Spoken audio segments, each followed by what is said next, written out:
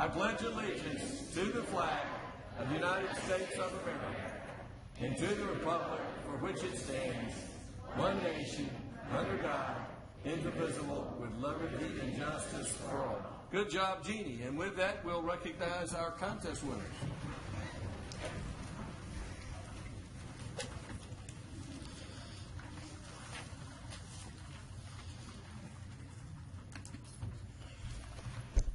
Good evening. I'm very excited to be here and recognize our Drippy Dropperson contest winners, and I'd like to turn things over to Ms. Vicki Culbreth and thank her for organizing this event once again. Good evening. So 2015, I think, is our 9th year for the Drippy Dropperson contest. Started off as a coloring book contest for 3rd, 4th, and 5th graders. And last year and this year we decided to make a calendar instead of a coloring book. So this year our theme was the drinking water process. So we asked all of the students to draw a picture of Drippy Dropperson, who's the water utilities mascot, as a part of the drinking water process so we could educate everybody about where our drinking water comes from. So this year we had over 200 entries, and we have all 12 winners here today, and I'd like to present them for you. I'd like to ask Charlie Slade and EcoMan from Advanced Disposal to help me out with that. Hey, EcoMan! Let's have a good for EcoMan and Advanced Waste Disposal.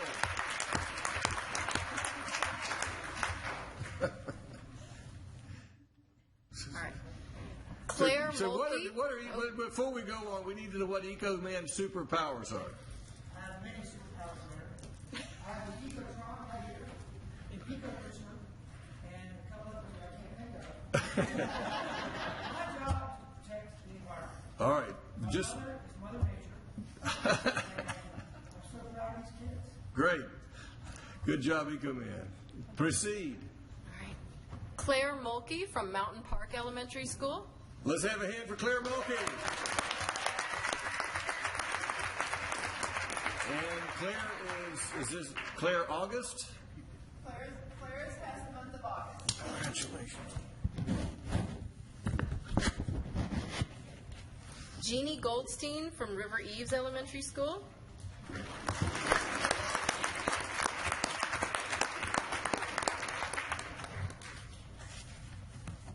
Kate Ferris from River Eves Elementary School.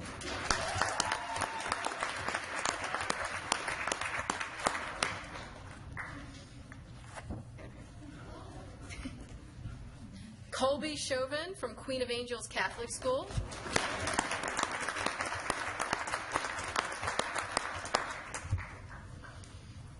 Eric Scher from River Eves Elementary School.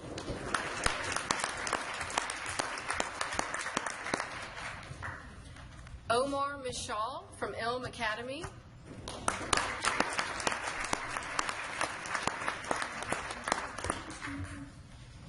Anna Cangelosi from River Eves Elementary School.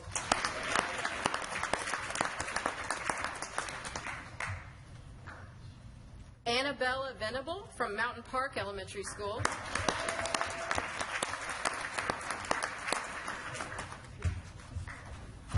Bella Dishman from the Atlanta Academy.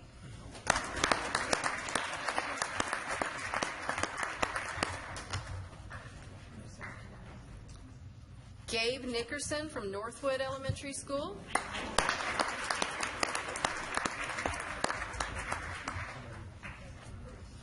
Yashad Garud from Fulton Sunshine Elementary School.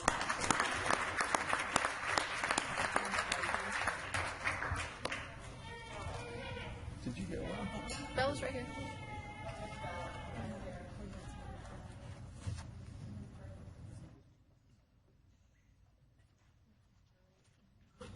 And Vitha Saram from Fulton Sunshine Elementary School.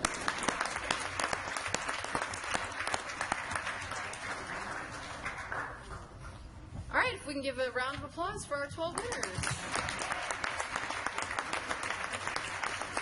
Council would like a photo op so that everyone who received a calendar will get in behind the person who gave them the calendar. We'll all have a photo. You didn't get a calendar, Becky Wynn? We'll find you. Send it down. Charlie's got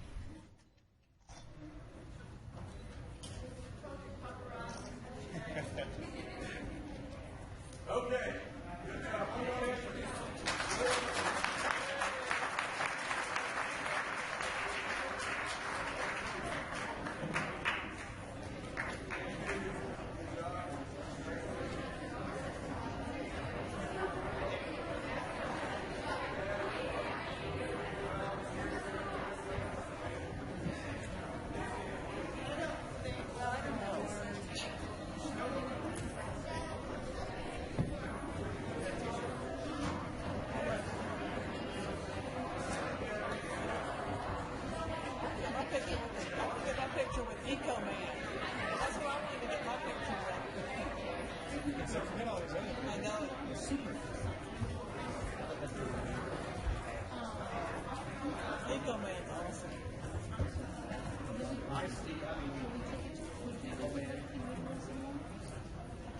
I didn't know.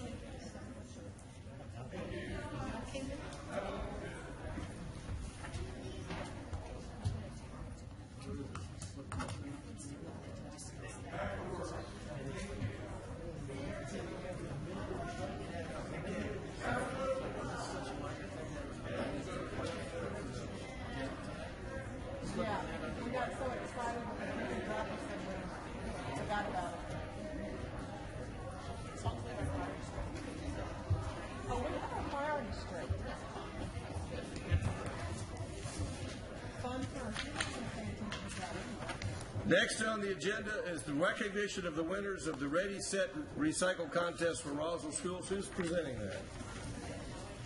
Rich. Thank you, Mr. Mayor. This is another exciting contest that we had. This is the first annual Ready, Set, Recycle contest sponsored by Keep Roswell Beautiful. And we had a number of schools participate, most of them elementary and middle schools. Let me read off a list of the participating schools. Swift School, Roswell North, Mountain Park, Queen of Angels, High Meadows, Mimosa, River Eaves, Hillside, Atlanta Academy, Fulton Sunshine, Cottage School, Elkins Point, Northwood, and Elm Academy. And with those schools, they had recycled over 28,000 pounds of material. 324 pounds of plastic and aluminum, 23,678 pounds of paper, and 4,311 pounds of cardboard. So that is an enormous amount of recycling, so we're pretty excited that the boys and girls in our schools and our young people really made a lot of effort, and I understand a lot of the educators and the administrative staff as well chipped in and helped recycle as well. So kept a lot of material out of our landfill, and it's good for Roswell and good for our world as a whole. So and that was only since January? Yeah, so about 3 months, a little over 3 months, we were able to recycle over 28,000 pounds of material, so it's pretty impressive. And then, since we had different sized schools, what we did was we broke it down by school and did it on a per capita basis to establish who the winning school was. So that way it didn't matter what size your school was, it was kind of how much you did per person. And we had 2 winners, and originally we started off with 1, but Keep Roswell Beautiful stepped up, and they have given a prize of $250 to each school that they can put toward their recycling, plus the winning teams or winning schools get a trophy. So our winning public school winner this year is Mimosa Elementary.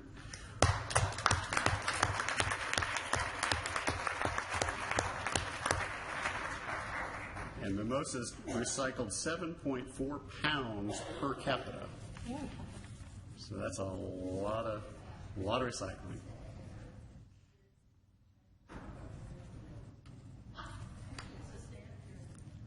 And then our private school winner this year is the Cottage School with 7.2 pounds per capita. I don't know if we have anybody from the Cottage School here.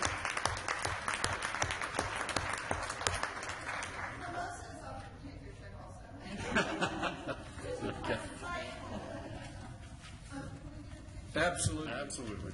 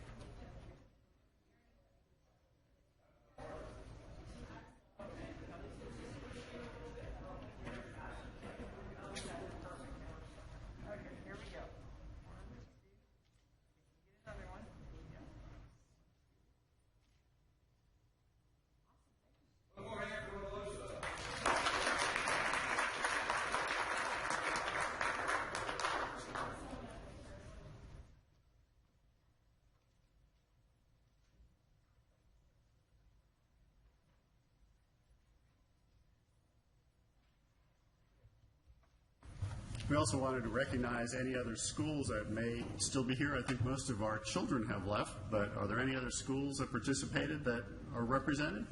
All right, if you just, I'm sorry? Hillside, all right. Good job. Thank you all for participating. Water, I have a proclamation for Water Appreciation Day.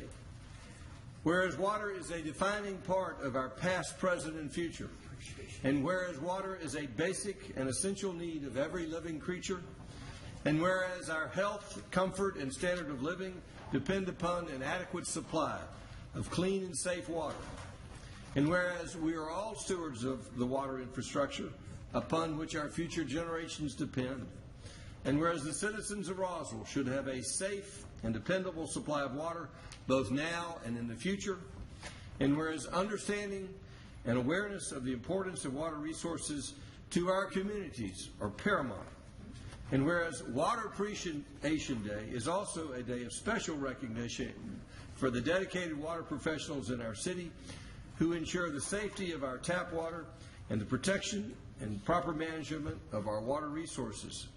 And whereas we are calling upon each citizen to help protect our sources of water from pollution, practice water conservation, and recognize the importance of a safe and sustainable water system. Now, therefore, I, Jerry Wood, Mayor of the City of Roswell, do hereby proclaim May 2nd, 2015 as Water Appreciation Day, and ask all the citizens of the City of Roswell to recognize and celebrate this event. And then we'll hear some more, Mr. Skikowski. I just wanted to recognize a few other water professionals who are here this evening. If you work in the business, would you please stand for just a moment? Alice, there we go. Thank you for our water. Thank you very much. I would toast everybody to water, but y'all don't have water glasses like these, so I'll just pass on a water toast tonight. And finally, it's actually got my last fun thing to do tonight, if I don't count the budget as fun, but Kay loves the budget, but is our proclamation for Roswell Heritage Days in May of 2015. Whereas the month of May is a nationally recognized as Historic Preservation Month, and whereas Bullock Hall will be hosting the Dressed for Drama exhibition with items from two Roswell Historic Society's vintage clothing collections, 2 lectures, and a propagation class. We'll hear more about what propagation class does in a minute. And whereas Barrington Hall will be hosting the North Fulton Drama Club's production of A Twelfth Night, tea with Beatrix Potter, lectures, cooking classes, and garden tours. And where the Smith Plantation will be presenting open hearth cooking demonstrations. And whereas the annual Mother's Day open house will take place at the Southern Trilogy Homes on Sunday, May 10th. And whereas the Cultural Arts Center will be presenting the Roswell Photographic Society's 12th annual Roswell Heritage Juried Photographic Exhibit, dance recitals, Atlanta Wind Symphony Concert, and Roswell Presents Dirty Bourbon River Show. And whereas over 18 other events and activities will be taking place throughout this month, the month of May, including the Riverside Sounds Concert, Alive After 5, events at the Chattahoochee Nature Center, Roswell Remembers Memorial Day service, the GET Golf Tournament, and the Works in Clay Show and Sale. Now, therefore, I, Jerry Wood, Mayor of the City of Roswell, do hereby proclaim the month of May 2015 as Roswell Heritage Days Month and call upon all of our citizens to participate in the special observance of Roswell's unique and important heritage and culture. And to tell us more is Mr. Morgan. All this to celebrate his birthday. It's amazing. Thank you, Mr. Mayor. May is National Historic Preservation Month, and here in Roswell we're celebrating in a big way.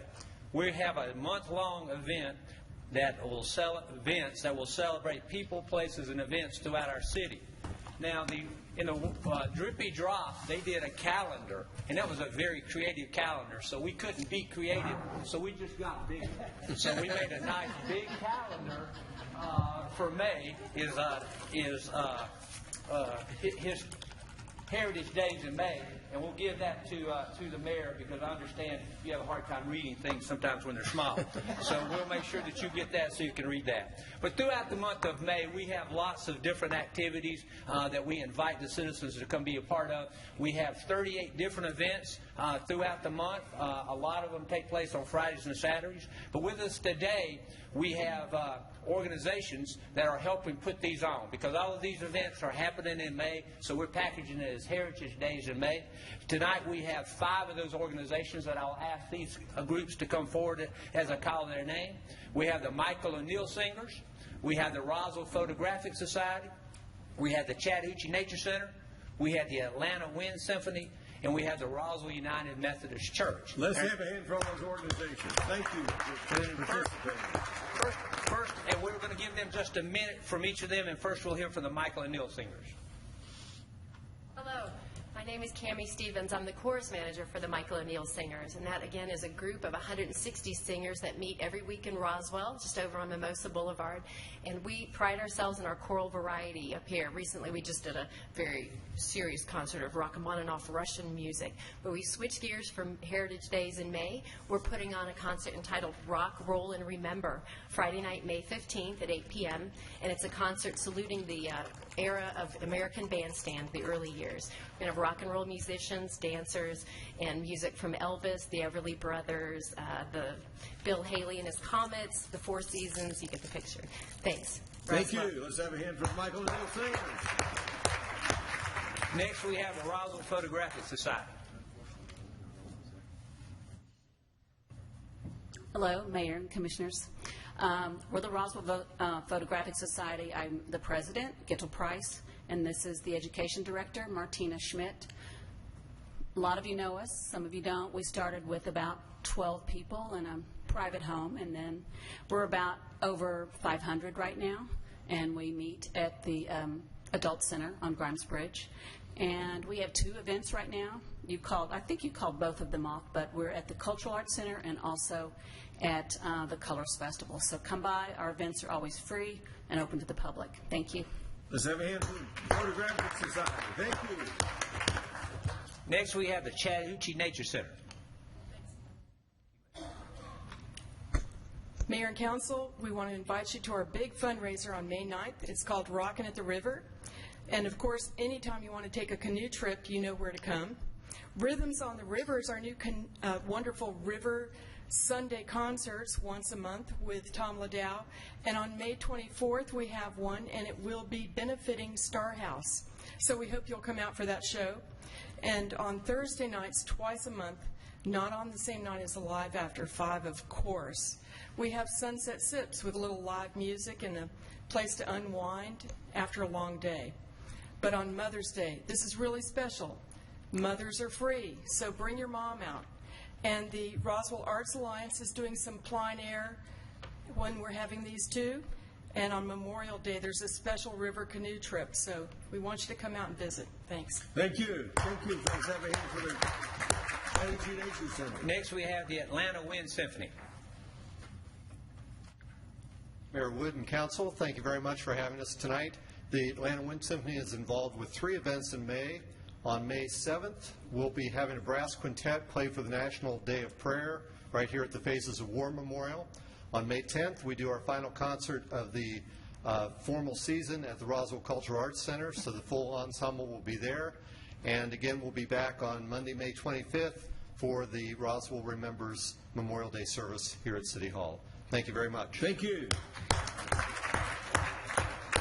Next, we have the Roswell United Methodist Church, along with the Roswell Recreation and Parks Department, about the Field Day, PR Field Day.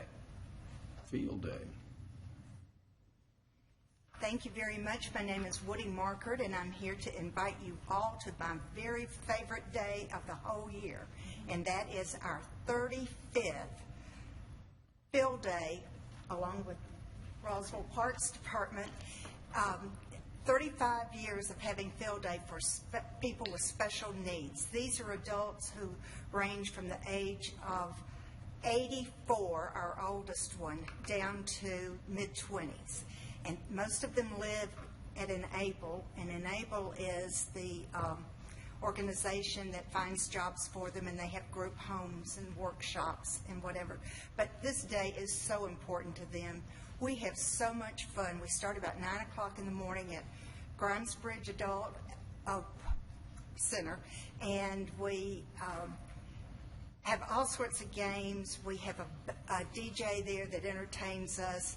These folks just look so forward to it. We start off with the Star Spangled Banner, and we have the Olympic walk around with dog petting, and then our games have gone from obstacle course years ago to more Nerf ball type things now because of their age and their disabilities. But, and the most important part, we have, in our church, we have a Sunday school class named Noah's Ark, and most of them are members of Noah's Ark. And our church stands behind us to no end. We have around 200 volunteers. We have to have a volunteer for each participant, and we have volunteers and their families who man the games, and we have around 25 games spread out on the field. And then the favorite part is one of the Sunday school classes furnishes the varsity hot dog for lunch. So if you would like to have a wonderful morning with us, it's May 16th, always the Saturday after Mother's Day. If there's a varsity hot dog there, I'll be there. All right, you got it. You want to say Let's have a hand for Phil Day. All right, Thank you. Thanks to all the organizations that came tonight. The members from the organization have a special gift for the mayor and the council. Since you're going to be on the go during the month of May, they've got you a little satchel that you can pack your lunch, your snack, or your dinner, and go to all these great events throughout the season. So they've got information in there about what is happening in May and all the great events in May. Well, May is always a beautiful, beautiful weather month for the city of Roswell, and I can see there's something happening every weekend, and there's no reason to leave town this May. Absolutely. And there's no reason to sit at home. There's something to do every day. I encourage every citizen to stay and play in Roswell. Thank you, sir. Yeah. Councilmember Price. Thank you, Mr. Mayor. Morgan, did you by any chance include on that, on May 16th, the Mabry Rock dedication, which is part of our heritage? No. But on May the 16th, we are dedicating Mabry Rock out at Lita Thompson Memorial Park at 2 o'clock in the afternoon. Obviously, the Mabry family was very instrumental in the settlement of Roswell, and that is where the Mabry family first camped in Roswell. So we're going to be dedicating a plaque to the mayor, to the Mabry family on May 16th, and invite everybody to come. Thank you. So, back to, before we continue on with that budget, we have a consent agenda. Do we have a motion to approve the consent agenda? Motion by Councilman Orleans. Is there a second? Second. Second by Councilmember Wynn. Does anyone in the audience have any questions regarding the consent agenda? Any further? All in favor of the motion, raise their hands.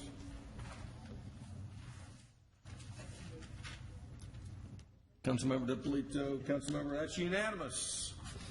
So, Caleb, if you'll present the agenda. Not the agenda, the budget.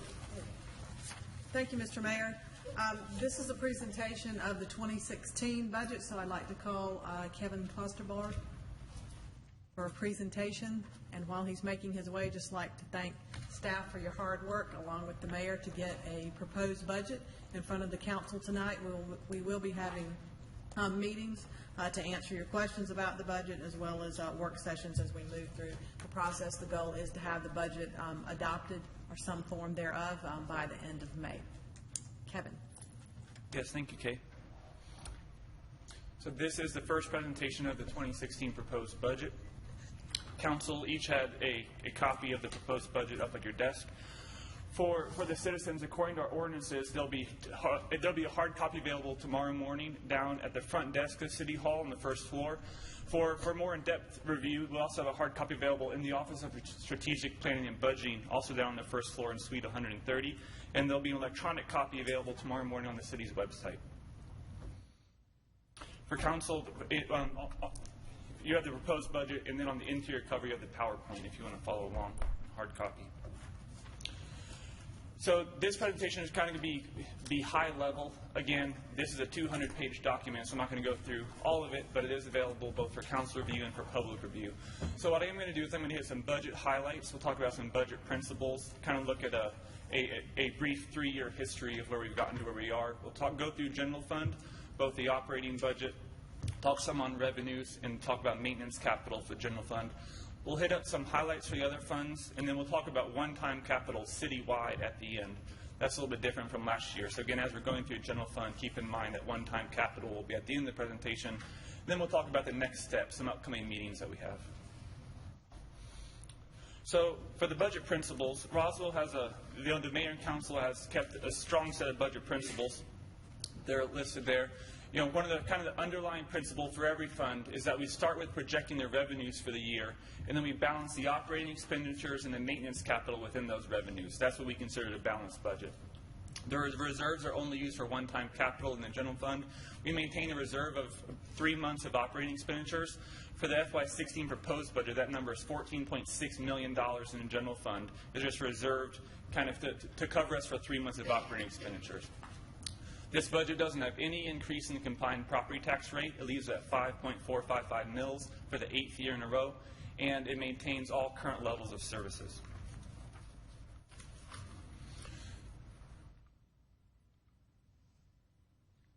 So kind of a 4-year look at some operating revenues. Again, these are operating revenues, so we backed out all of our internal fund transfers. So the FY16 proposed operating revenue is $91.2 million. That's an increase of $2.5 million from FY15. Most of that increase is attributed to a projected $1.4 million increase in sales tax revenues.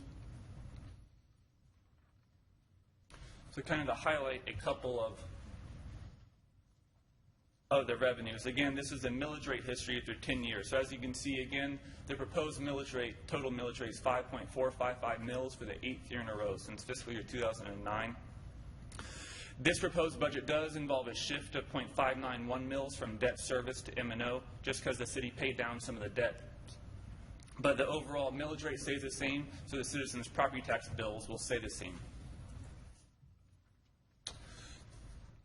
Total property tax revenues over 10 years, it's pretty much remaining flat from last year. We did see about a 1% projected increase in the property tax digest for the real property. We're projecting a slight decline in the personal property values. We're projecting a decrease in the motor vehicle taxes as less people are paying that birthday tax, and a corresponding increase in the title ad valorem revenues. So all in all, it nets to pretty much flat, down $100,000 for total property tax revenues. Just to make a point on that, go back to that previous slide. Yes, sir. When it went from 24.4 to 25.6, that was because of the change in the ad valorem motor vehicle millage rate. So that was just a one-time year effective. So effectively, the property tax revenues have remained constant with that exception for the last 4 years. Yes, sir. Please proceed. I just wanted to explain to people why that little blip that's a was good there. highlight, yes. For sales tax revenues, we're seeing an increase. As I said, sales tax revenue projections are at $1.4 million for FY16. Just as we see increased economic activity in Fulton County, Roswell gets 8.9438% of all the sales tax revenues collected in the county, so we're seeing that number increase by $1.4 million. So kind of look at the operating expenditures and maintenance capital side. The 2016 proposed budget has $113.1 million in operating expenditures and maintenance capital. That's up $5.2 million from the current fiscal year 2015. On the one-time capital side, there's an increase of $2.3 million, up from $4.2 million in 2015 to a FY 2016 proposed amount of $6.5 million. This is kind of a citywide revenues versus expenditures. It's balanced at $119.4 million for expenditures. Revenues are slightly over it. We're projecting $112.6 million in current revenues, $7.2 million use of reserves citywide across all 27 funds.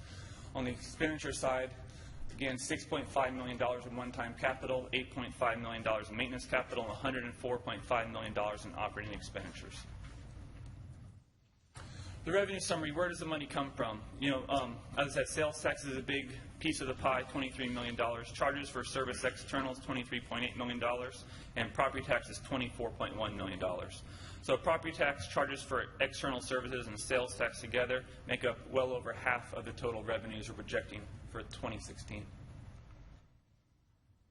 Look at the expenditure side. Where's the money going? We have the pie chart broken out by departments.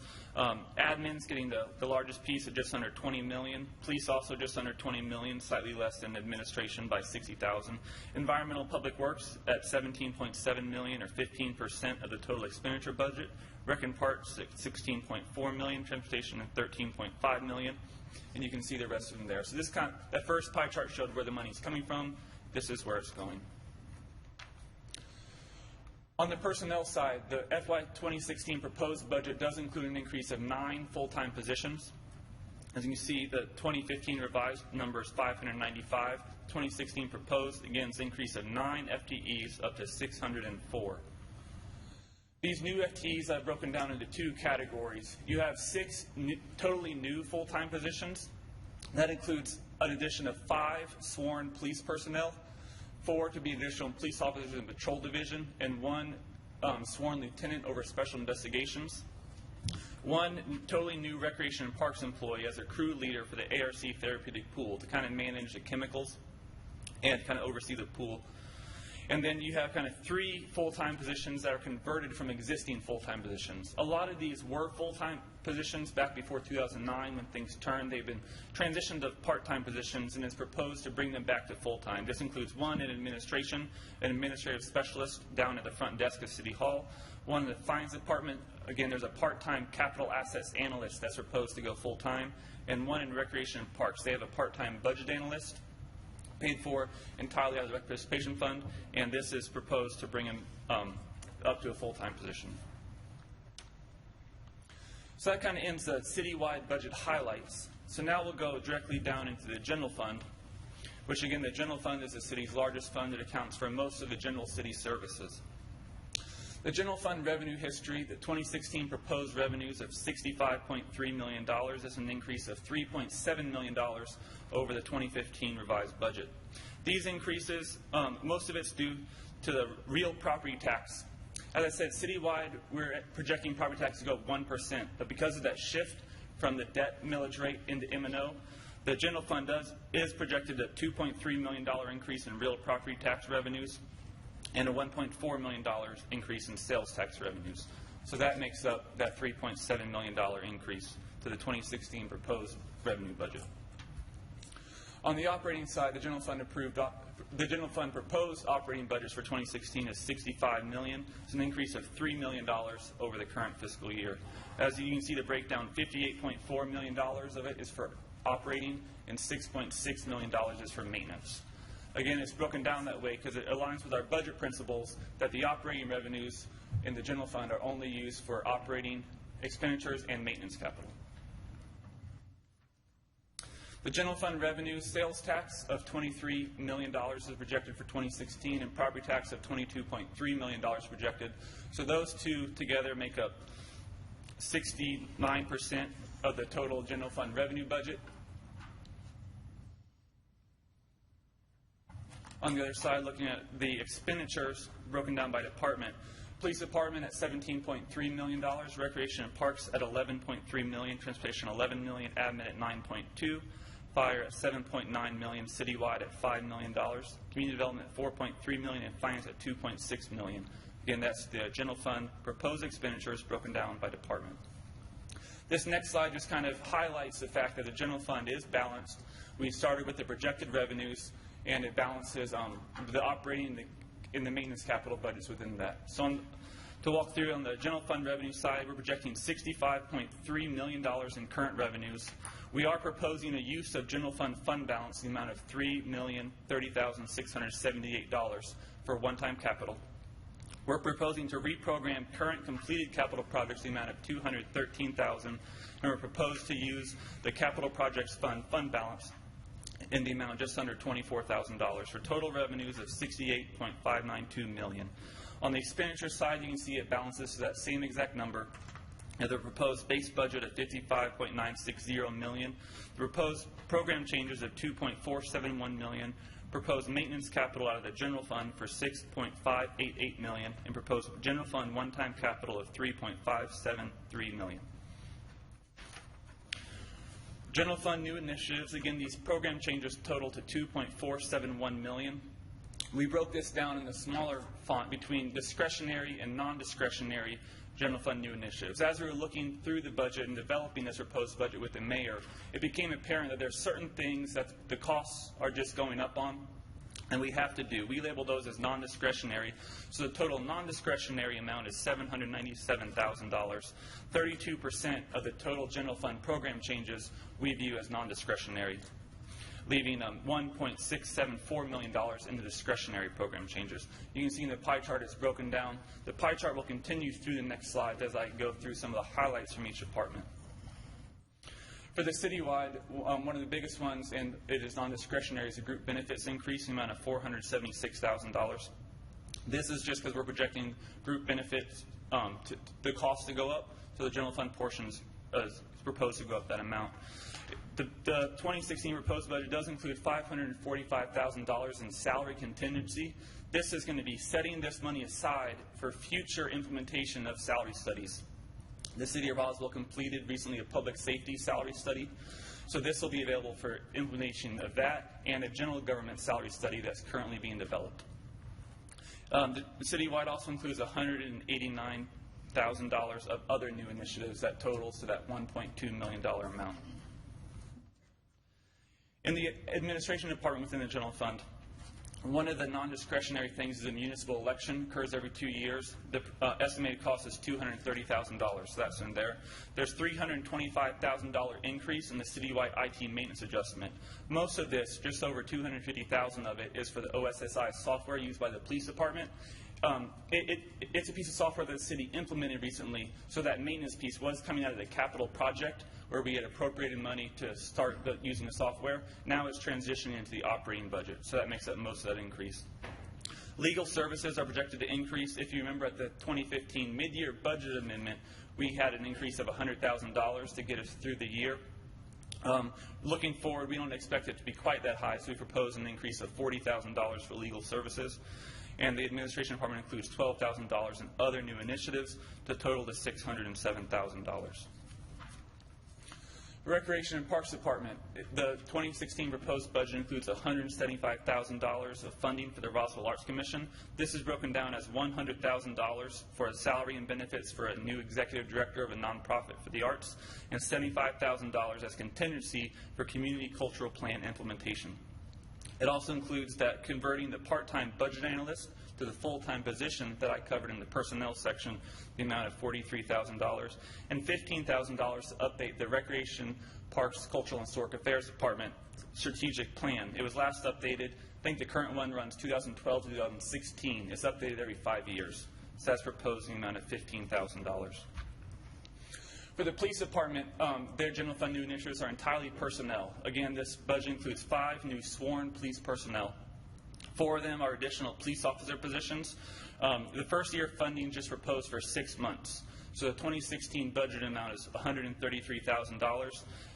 Make note that, again, this is just funding 6 months. So the annual recurring cost will be $266,000.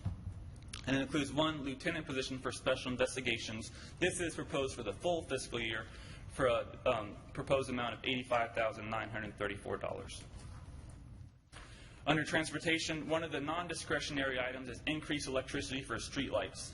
In the current fiscal year, the City of Roswell added 76 streetlights. A lot of them were for projects such as the River to Square Trail, the westbound through lane, and the Eves Road Complete Street. Those streetlights are already in operation, so we view it as non-discretionary to increase the electricity budget to keep the lights on.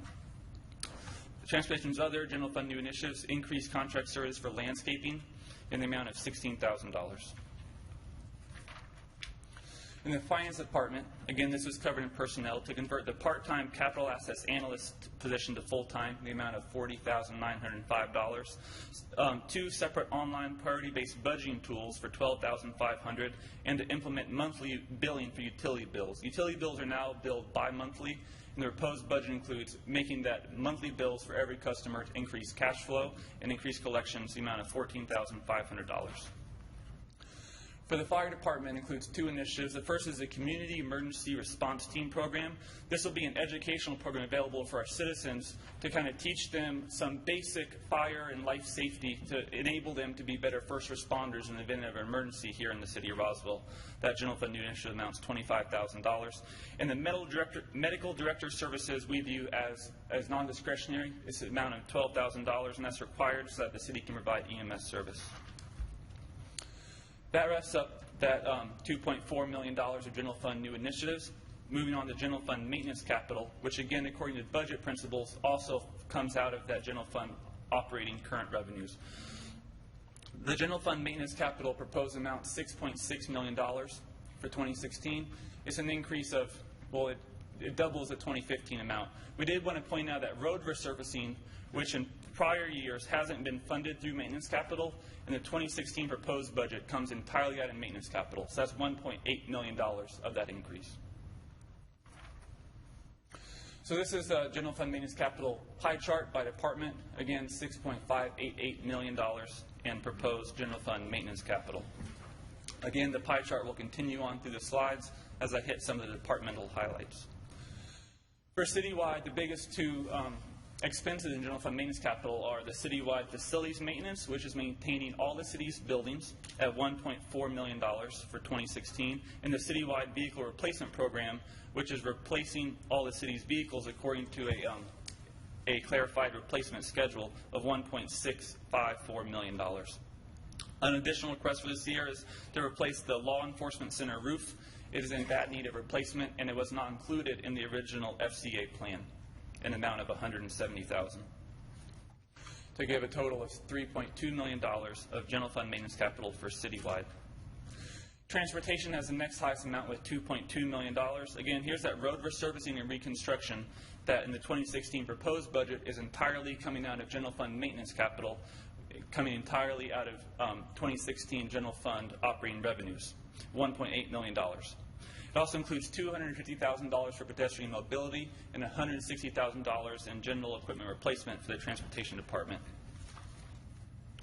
The Recreation, Parks, Historic, and Cultural Affairs Department, it once again includes $100,000 in system-wide improvements or park beautification, $36,000 for small equipment replacement program, $28,000 to replace the light poles in the athletic fields, $42,000 for historic homes maintenance, $160,000 to replace a playground at Riverside Park and add a shade structure to the new playground, $150,000 for painting and flooring for the auditorium inside the Cultural Arts Center, and $375,000 for a Recreation and Parks maintenance program. This takes a kind of maintenance program last year that was the Recreation Programs Maintenance Program, and it combines together that with asphalt resurfacing, restriping, some retaining wall repair, and tennis court resurfacing within the city parks. To give Recreation, Parks, Historic, and Cultural Affairs a total of $891,000. The Administration Department once again includes $68,000 for the ongoing IT equipment replacement program, and it does include $30,000 in additional funding proposed for the phone system replacement. That was a fiscal year 2015 project that was funded the current year in the amount of $107,000. It just came in a little bit over budget as we got bids, so the department requested and the mayor is proposing to fund it additional $30,000 to give administration total $98,000.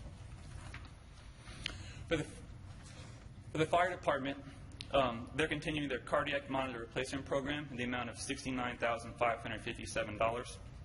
That is their only general fund maintenance capital.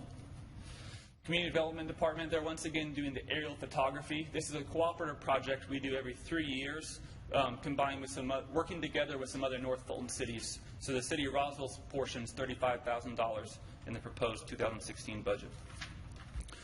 The police department is proposed to replace some tactical vests and helmets within the Special Investigations Raid Unit in the amount of $20,000. And that completes the general fund maintenance capital of $6.5 million proposed for 2016. So moving into some highlights of other funds, this next chart will remain constant as I go through all the funds. So I wanted to take just 1 minute and just talk about the chart so we're all on the same page, we can follow along. This chart on the left-hand side shows 2014 actuals. The green is going to be revenues, the purple expenditures. So it shows 2014 actuals. That was 2 fiscal years ago. It shows the current fiscal year estimated. And then on the right-hand side, it shows the 2016 proposed. That black line is the estimated fund balance for that fund. So depending on if revenues were over or under expenditures, the fund balance would increase or decrease. So as you can see, this first one's the E911 fund. The 2016 budget does propose the use of $185,000 of the E911 fund balance, which would bring it down at the end of 2016 estimated to $1.4 million. On the next slide, it kind of just goes through some of the E911 fund new initiatives. They get a portion of that OSSI software I talked about is used by the E911 function. So $47,000 of that increase is here in the E911 fund. They also have $11,850 for a priority dispatch system annual maintenance upgrade, and then $50,000 as salary upgrades for existing incumbent communication officers. For the hotel motel fund, the 2016 budget proposes to use $371,000 of this fund balance, leaving an estimated $227,000. I do want to point out that most of that remaining fund balance will be reserved for trails. Outside of the trails, it will just be about $60,000 remaining fund balance in the hotel motel fund. The hotel motel fund, the 2 biggest expenditures are kind of the city's funding for the Roswell Convention and Visitors Bureau and the Roswell Inc. So the new initiatives are to increase the funding for the Convention and Visitors Bureau by $19,782 and increase funding for Roswell Inc. by $25,000. The Water Sewer Fund, as proposed, it has revenues over expenditures, which would increase the fund balance slightly, just to $400,000. As we talked about in our pro forma, we're still watching this fund closely, but I'm projecting the revenues because of that rate increase we had recently that was needed. For 2016 proposed, it is in balance. It has 2 new initiatives. One of them is interest on the water plant GFO loan in the amount of $85,836 and $20,000 new initiative for ground well exploration. On the maintenance capital side, the 2016 proposed budget does include $142,000 for water line replacement. For the Stormwater Fund, the 2016 budget proposes the use of $636,000 of fund balance, leaving an estimated fund balance of $197,000 above reserved by policy. The Stormwater Fund new initiative involves stormwater design and engineering services. Staff believes that this will kind of increase the design and engineering on the front end, which then will allow the capital it'll basically get some projects ready to hit the to hit the shovel and hit the maintenance capital. And once again, it keeps the maintenance capital stormwater master work order list funding at $1.4 million. For the Solid Waste Fund, the budget proposes a use of $1 million in fund balance. Historically, this fund isn't using all the fund balance we expect it to, but the proposed amount is $1 million, bringing the available fund balance over reserve down to $4.7 million.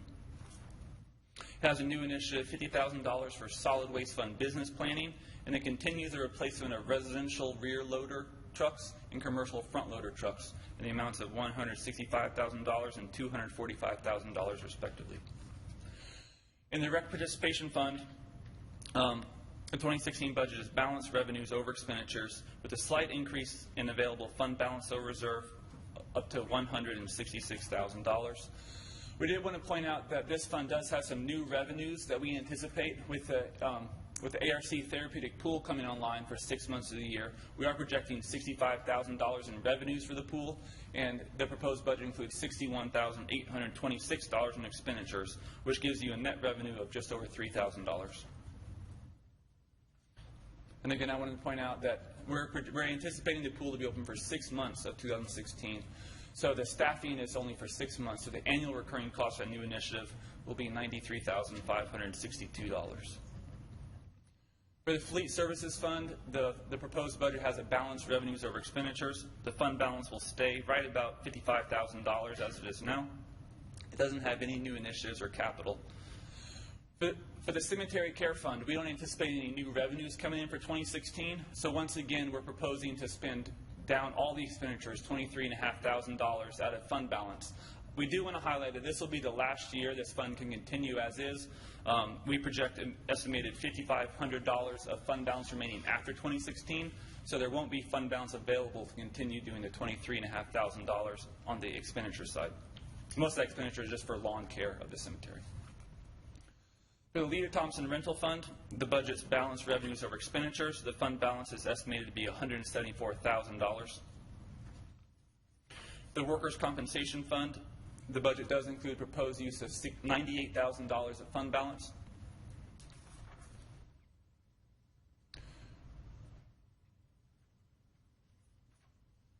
For the Risk Liability Fund, the budget proposes use of $126,000 of fund balance, bringing the available fund balance or reserve down to $1.53 million.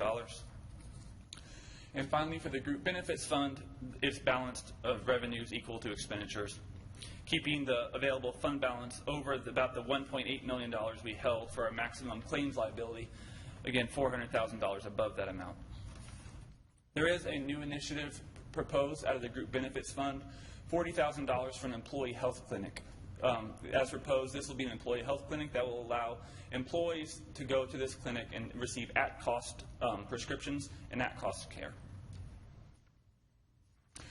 It's not a separate fund, but we did want to highlight retirement funding. Particularly, we wanted to highlight the defined benefit, their city's pension plan.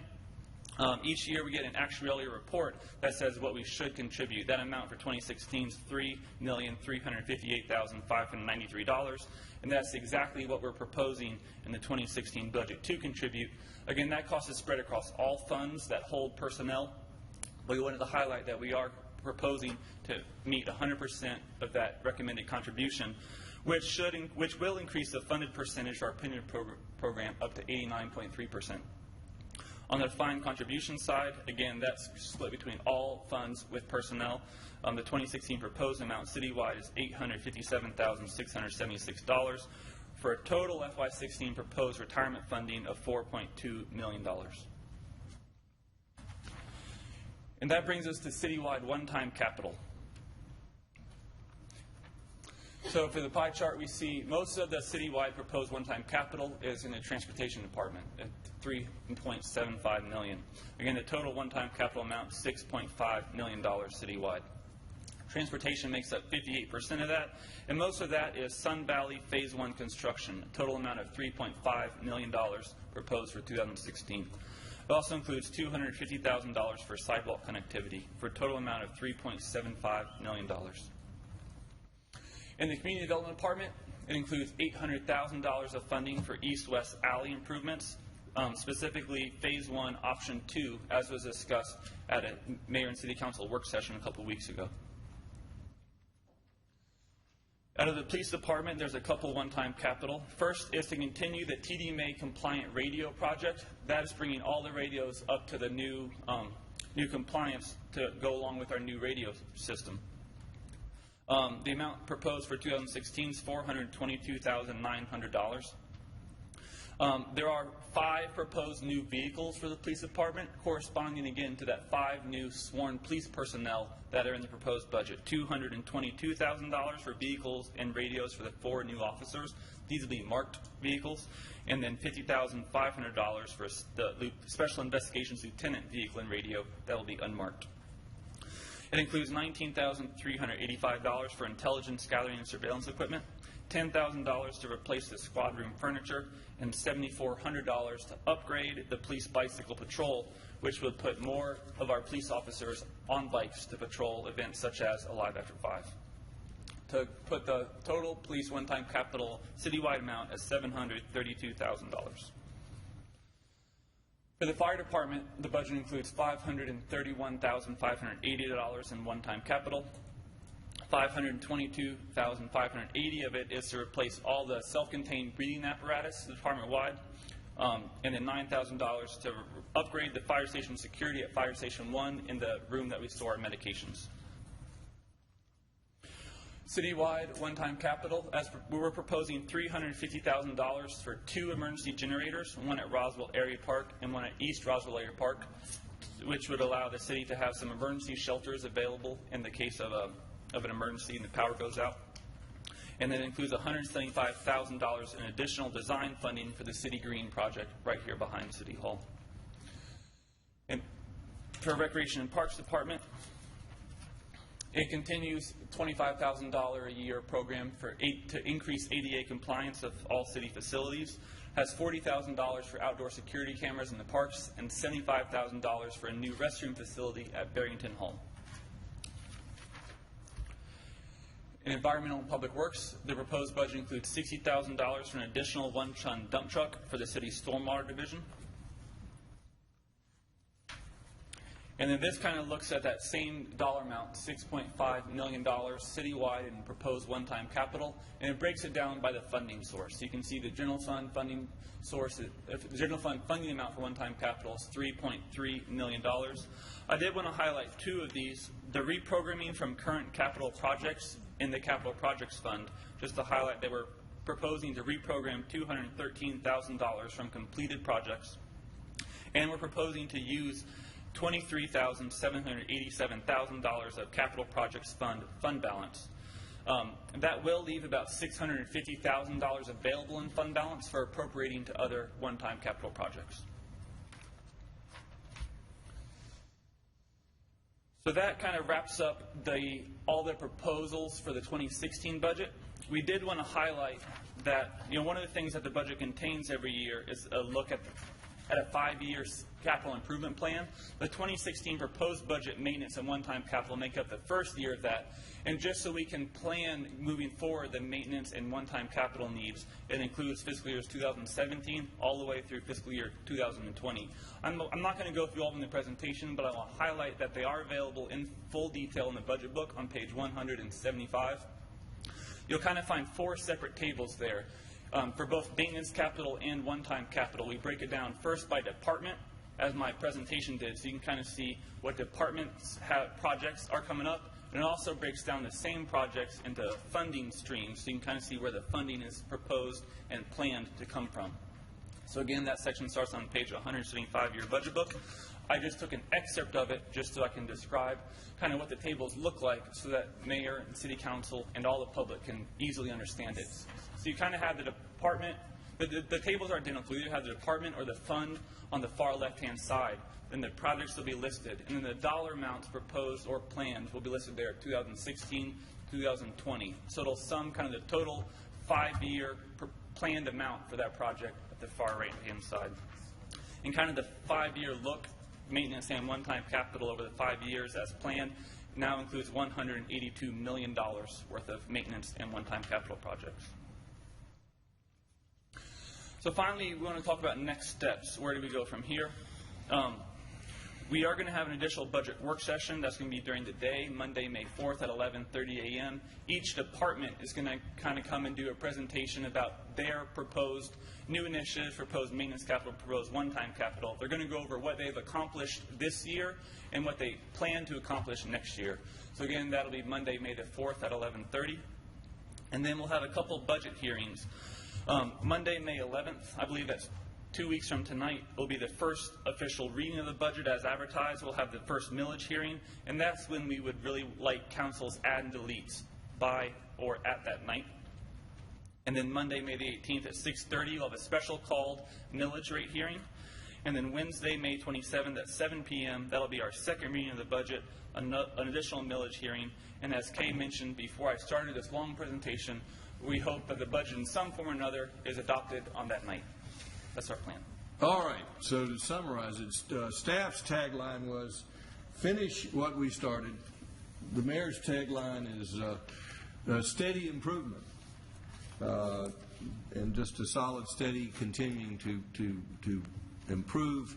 We're not making borrowing money to make giant commitments, but we are making steady improvements.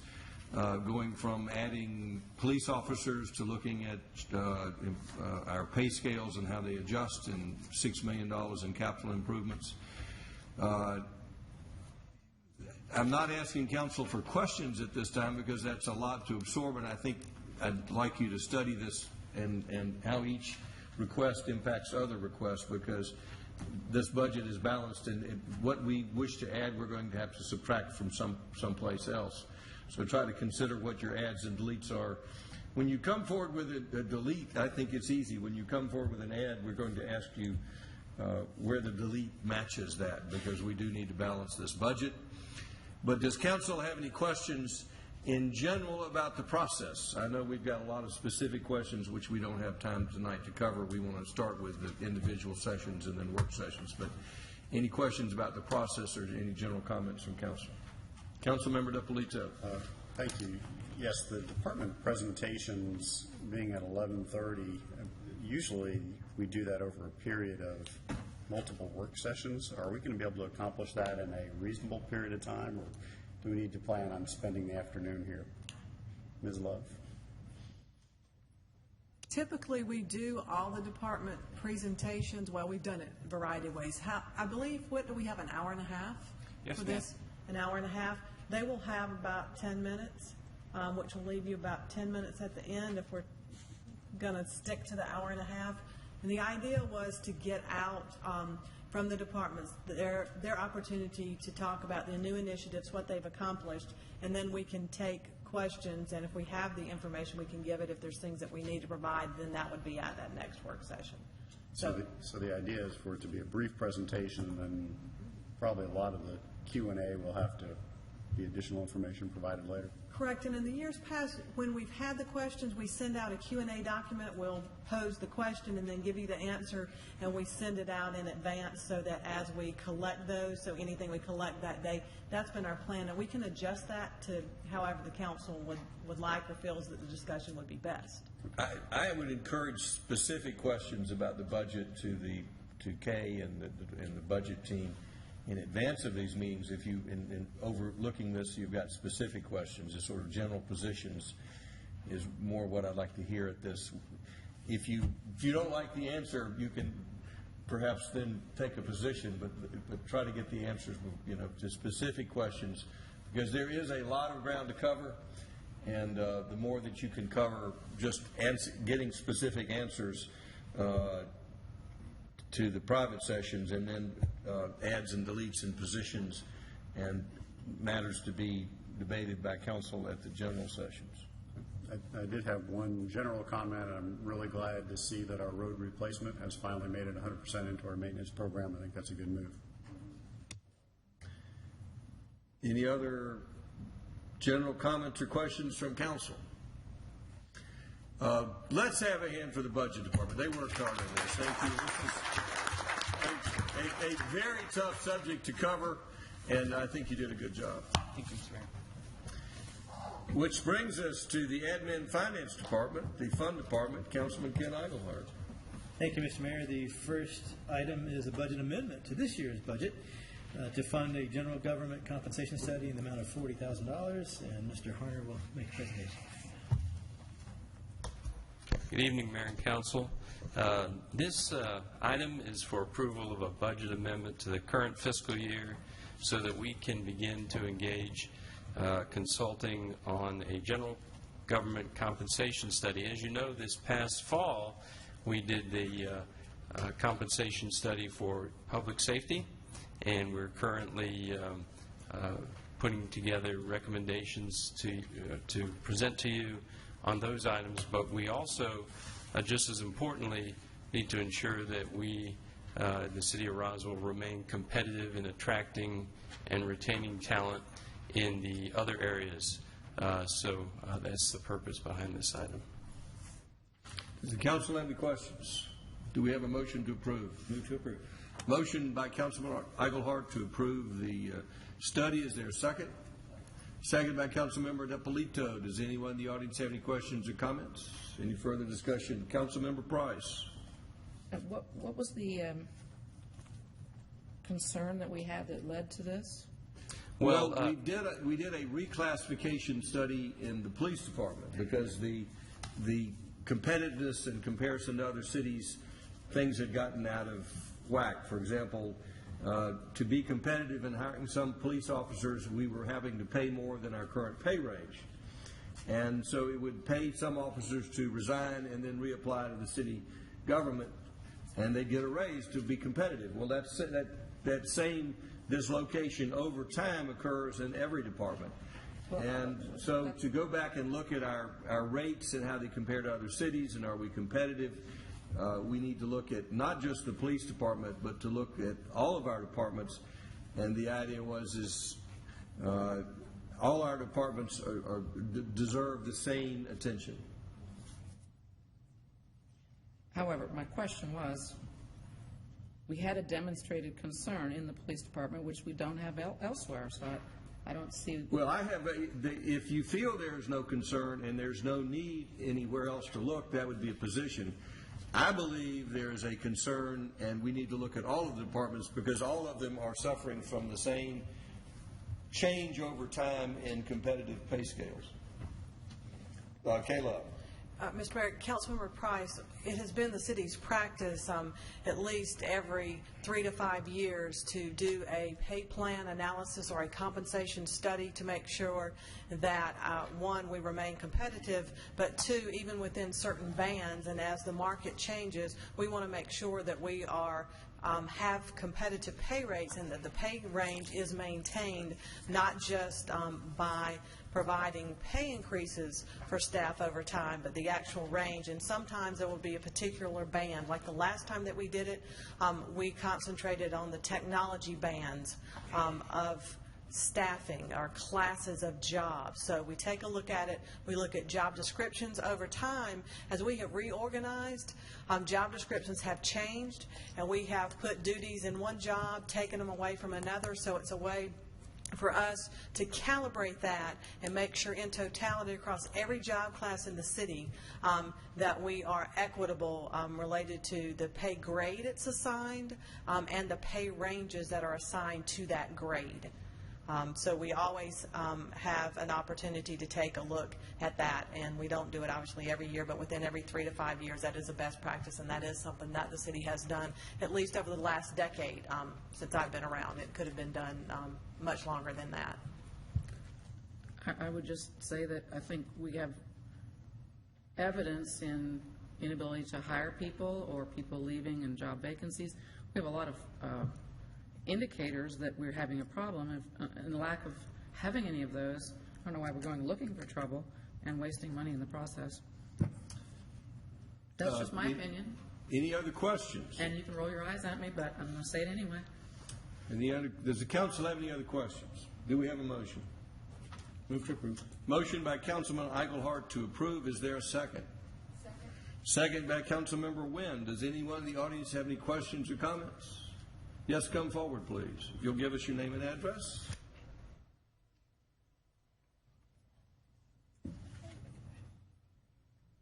Janet Russell, 260 Willow Springs Drive. Just a quick comment.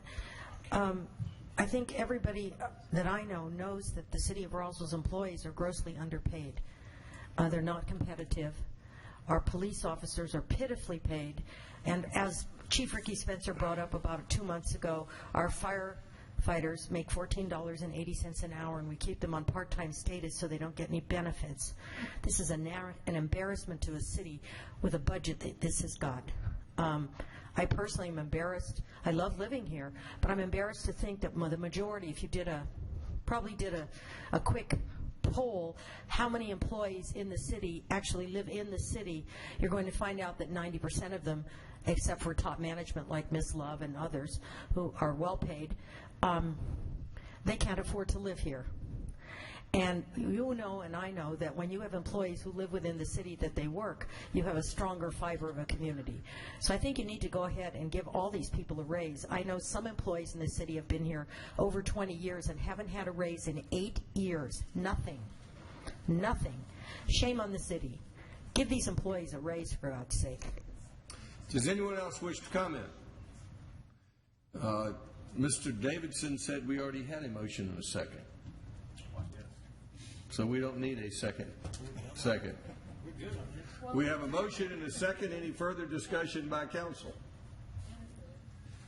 All in favor of the motion, raise their hands. That's Councilman Orlins, Councilman Eichelhart, Councilman Wynn, DiPolito, and Diamond. All opposed? Councilman Price. No, I was with the other.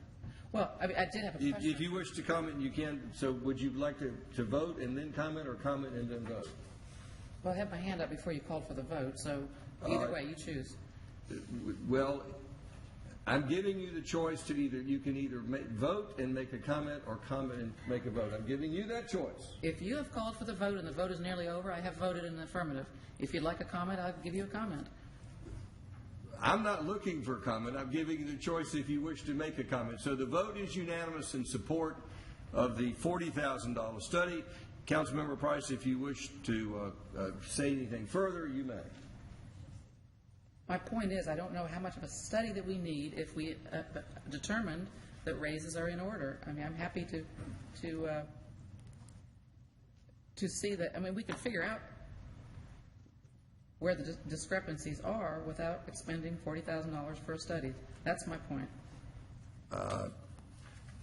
Point noted. Next item, Councilman Hart.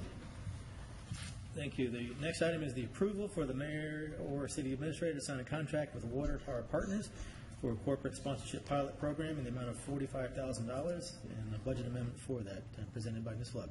Thank you.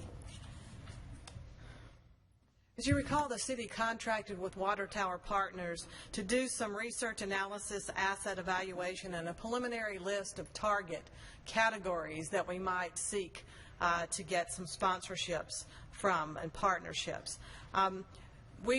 Those were identified, and we've had a number of discussions, and what bubbled up through most of the research and analysis were recreation-related types of assets that the city had as prime candidates to seek partnerships. So the Rec Commission took a look at it, and they had some thoughts about which might be priority items to target. And Kevin Bryant with Water Tower Partners is here tonight in case you have some questions for him that are not staff-related. This contract would last approximately 9 months. The estimated time would be about 20 hours a month, and it would be spent actually asset organization, actually packaging the assets to take to market, meeting with potential sponsors and sponsorships, and then bringing deals back to the council for consideration. And there is a flat amount of the $45,000, and in the proposal there's also a proposal for 15% of any deals that are actually entered into for sponsorship or partnerships. I'm happy to answer any questions. Do we have a motion? Move to approve. Motion to approve by Councilmember Eichelhardt. Is there a second? Second. Second by Councilmember Orlins. Questions? Councilmember Price. Yeah, is 15% a standard percentage for this sort of proposal gathering? That is what we are told by Water Tower Partners. Obviously, staff does not have that experience, but that is what we are told. And Mr. Bryant reported when we took this to committee that actually this is a lesser percentage than other retail type or private sector deals would be. In the government arena, it is a lesser percentage according to what his experience is. I think, as I recall from the committee, that was the hourly rate was what was discussed, not the commission was not discussed at all. Yes, ma'am. Actually, it was in the proposal. We didn't spend any great length of time, but it was a part of the proposal and noted in the committee meeting. We did not spend an amount of time talking about the actual percentage per se, more so on the mechanics of how this might work. But it was part of their original proposal to us. And our deliverables, I mean, we don't have any base requirement for what has to be? We don't have a base requirement other than the assets that had already been identified by them in the preliminary analysis, as well as the feedback from the Rec Commission and feedback from Mayor and Council in previous work sessions. The idea would be for he and his team at Water Tower Partners to develop a strategy and a package per se to take and market to different brands that would be primary candidates. Not a lot of them. We've talked about having fewer, more robust partners as opposed to having many partners. So it will be whatever the market will bear and whatever partnerships will come about based on these conversations and the interest that people may have in partnering with Roswell. But those would be brought back to you. There would be no deals brokered with any finality to them without them coming back to you for your approval. And just one other question. If say, Roswell Inc. also has a similar opportunity to secure something, or even within the department, Recreation Department, we've discussed this at length at the Recreation Commission, are we allowed to sort of independently secure those, or do they have an exclusive on these opportunities? No, ma'am. They don't have an exclusive. We have actually talked with Mr. Bryant about that. He has been in conversation with Roswell Inc. The idea would not be to duplicate those relationships or partnerships. Those are some that have already started and are worked very nicely for the City of Roswell. There also are some opportunities to enhance existing partnerships. Those would not be the ones that he would be targeting. So we wouldn't have necessarily any turf battles as to whether or not they get credit for something that we do? No, ma'am. We will give credit where credit is due. Everybody will be sharing in that. I don't expect any turf battles. Well, or just inability to identify who actually secured the Oh, no, ma'am. We will know who secured the deal. Okay. All right, thank you. Yes, ma'am. Any other questions? Did we get a motion on that? We have a motion and a second. Does anyone in the audience have any questions? Just come forward, please.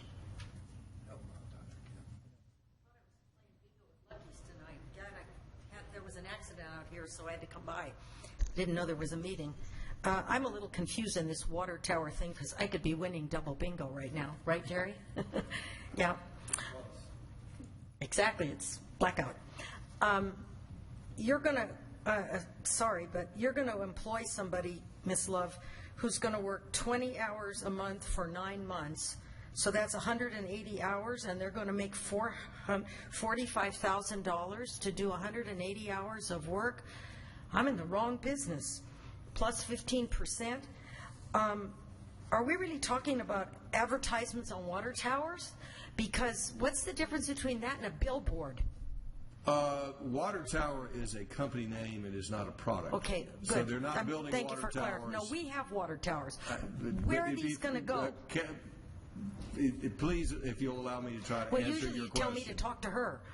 Since she gave the presentation, Mayor Wood, you usually refer me to the person that made the presentation. I just want to know, where are these? Is this going to be advertisements all over public city property? It is, we're getting into partnerships with private industry to promote Roswell. One example of what might be done would be shades in recreation, sunshades in recreation department that might have logos on them. Well, maybe not logos on them, but they're not looking, they haven't come forward with a specific project as much as partners. So it might be a partner that might be involved with the Roswell Criterium next year. No. It might be, they have not limited the product as much as trying to find partnerships with private industry to promote through city projects what they're doing. So it hasn't been defined to the point this council is going to be looking at these things. Their presentation is, we're not looking for an ad on a banner in the back of the ball field as much as a co-promotion. Okay, well, the reason I'm very curious because I think we're all a little tired of there being an advertisement, and I have never met a private company that didn't sponsor something that didn't want their name everywhere. It's just another form of a billboard. And I know that at the Roswell Pool a couple summers ago appeared on the fences advertisements for companies on the fence around the pool. Personally, I don't really want to go to a pool and see advertisements for other things. I go to the pool that's owned by the people, which is paid for by the people, and I don't want to be slammed with more and more advertisements. Why don't we just Are we going to sell the name of the city pretty soon? And it'll be the City of Roswell, sponsored by blankety blank? Because that's what it's coming down to. And I've been in private business 35 years. I have never met a private company that out of their largesse has decided that they will provide anything without plastering their name and their product all over you everywhere you go. And to me, that diminishes the value of this city if it says basically, we're up for sale. We don't like those billboards that are on 9, that's for sure. This will be no different except that they will be more subtle and in our face everywhere we go. 15% plus what they sell. That came to like $380 an hour. $45,000 for 180 hours of work. As a taxpayer, I have to tell you, I think that's incredibly wrong. I didn't really come here tonight to talk about this stuff, but I'm just astonished the way you're spending money on selling us. You can call it private partnerships, you can call it sponsorships. It's called a billboard. It's called selling. And people are really tired of being sold every single time they turn around. They're just tired of it. Pretty soon we'll have the Faces of War Memorial by Nally. I mean, that's what it comes down to, and people are sick of it. They're sick of it. The City Green, sponsored by Monsanto. There's an idea. So, I'm sorry, but as a taxpayer, and again, I'm the messenger, when I go tell people what you're doing, they're going to say, what in the world are they thinking? What in the world are they thinking? I said, the city's for sale. Just sell the whole spirit of the city and the heart and the soul. The bottom line, everybody keeps saying, I listen for the cash register. Does anyone else have any questions or comments? The council will be making final approval on any proposals made, and I'm confident this council will not be approving any billboards, particularly given Councilman Eaglehart's history. And I'm sure that whatever done will be tasteful and beneficial both to the citizens and to our partners that we select. Any further comments from council before we take a vote? All in favor of the motion, raise their hands. Passes unanimously. Next item is the approval to amend the Code of Ordinances, sections 22.7.1 through 22.7.12, to allow personal transportation vehicles, PTVs, also known as golf carts with certain requirements to regular people, to operate on city streets designated with a 25-mile-per-hour speed limit. This will be the first reading, and before Ms. Love goes into detail, we've had some discussions throughout the day as to what could be done with this, whether we should have a 5-year window for some permits, whether there should be no permits. So if this should pass, I would suggest that we take this one more time. We may not decide to do that ultimately, but talk about it one time in between now and the next reading at your committee, to think about those things and not necessarily resolve them tonight. But this is our first reading. Mr. Davidson, if you'd read the ordinance, please. Thank you. This is an ordinance to amend the Code of Ordinances of the City of Roswell, Article 22.7, to delete the existing Article 22.7 golf carts and substitute a new Article 22.7 to allow operation of personal transportation vehicles, motorized carts, as defined by OCGA Section 40-1-1, 43.1, upon the public roads of the City of Roswell having a speed limit of 25 miles per hour or less, and to allow the use of personal transportation vehicles, motorized carts, as defined by OCGA 40-1-1, upon designated multi-use paths and for other purposes. Now, therefore, to accomplish the foregoing, the Mayor and Council of the City of Roswell, pursuant to their authority, do hereby adopt the following amendment to the ordinance regarding regulation of personal transportation vehicles.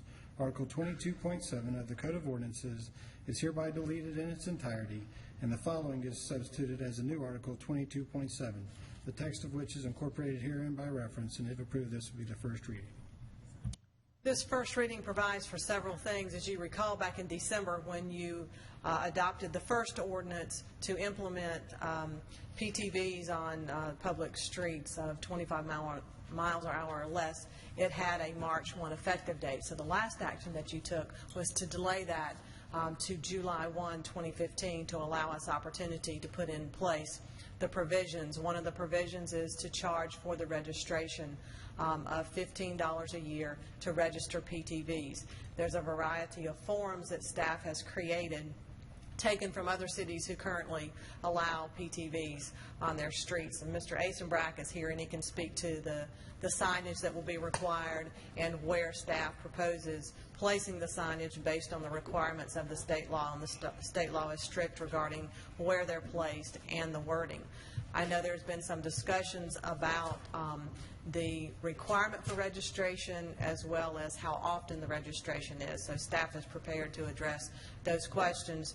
This first initial reading is bringing it just like it was intended back in December related to the annual registration, the $15 being the maximum amount that can be charged, and the forms. There's a form for residential registration, there's a form for business registration, a form of a change of address, and a form of ownership change. That's the minimum. One of the important things to note on the forms that you would be approving along with this, if it is approved ultimately, would be there's an affidavit, and when that is signed by the golf cart owner or motorized vehicle owner, they're acknowledging that, one, that they read it, that they understand that they have to abide by the rules such as providing insurance. No one under the age of 16 can operate it, that it has to meet certain requirements. The motorized vehicle has to meet certain requirements. So they're acknowledging and attesting that they have read that and will abide by that. The sticker is important for enforcement, so that the police department, and just by observation, can see if a motorized cart has a sticker on it or not. Related to how often you want to do that, if you want to charge that, staff understands that that is under further consideration. I will let Mr. Asenbrack talk about the map. Thank you, Kay. Good evening, Mr. Mayor, City Council. We have a map. It highlights all the roads in the city of Roswell that are 25 miles an hour or less. It is currently live on the website so people can see it, and we're generating some conversation based on that. State law requires us to put signs at the entrances to the city on the state routes that show that alert incoming motorists that they will be seeing personal transportation vehicles on local roads. And we have built those signs, and they're probably going to go up around middle of June at the 9 locations. And we are also experimenting with some other elements to capture. People are already sending us questions about crossings and things like that. So we're exploring different avenues to capture that data and bring that forward to you as well. Does the council have any questions for staff? Councilmember Price. The Georgia state law allows for what fee per what time period? It allows for a maximum of $15 per year. Okay, and some cities actually charge by a greater interval? No, ma'am. The only anomaly to that I'm aware of is Peachtree City, who was grandfathered in, and they have a larger registration fee for people who are not residents, who are going to bring a cart into the city. Mr. Davidson, please correct me if I'm misspeaking. That's correct. It's $15 at least every 5 years. So you can do it annually, or you can do it, you just have to do it at least every 5 years. Okay, so it's still at $15 a year, it's just that they don't collect it except every 5 years? I'm not aware of how anybody does it other than Peachtree City, and they collect it annually. Is there any other city that we're aware of that does it? I think they're legal in Tybee Island, but Tybee's kind of eccentric. Councilmember Wynn. Thank you, Mr. Mayor. I'm the one that kind of stirred the pot on the registration. In December, as you all know, I was quite ill, so I missed some council meetings and some committee meetings. So, but I did talk to Councilmember Eichelhart about this. I think it's great that what we're doing, so I'm not arguing against the ordinance. What I want to look at is the registration, because state law says may. Local municipalities may charge, may register. I can understand the registration, but instead of going into a lot of detail, as Councilmember Eichelhart suggested, is it possible to go ahead and just do the first reading vote on that, but bring the registration part to committee on Wednesday morning so we don't take up a lot of time tonight to discuss it. And that way we can get, staff maybe can get some more information for us, for Wednesday morning. But again, I'm not against the ordinance. I think it's great what we're doing. I'm just having some citizens saying that they don't mind paying the $15, but they think paying it annually, maybe we can work something out, but I think that's a discussion for committee. If The answer is Councilmember yes, Alcantara. and it can be approved tonight and amended to change the registration requirements in the second reading. Yeah, I'd like to bring it to committee on Wednesday morning, so we don't waste a lot of time tonight. If that's up to, but it's up to Councilmember Eichelhardt, since it's his department, and administration finance.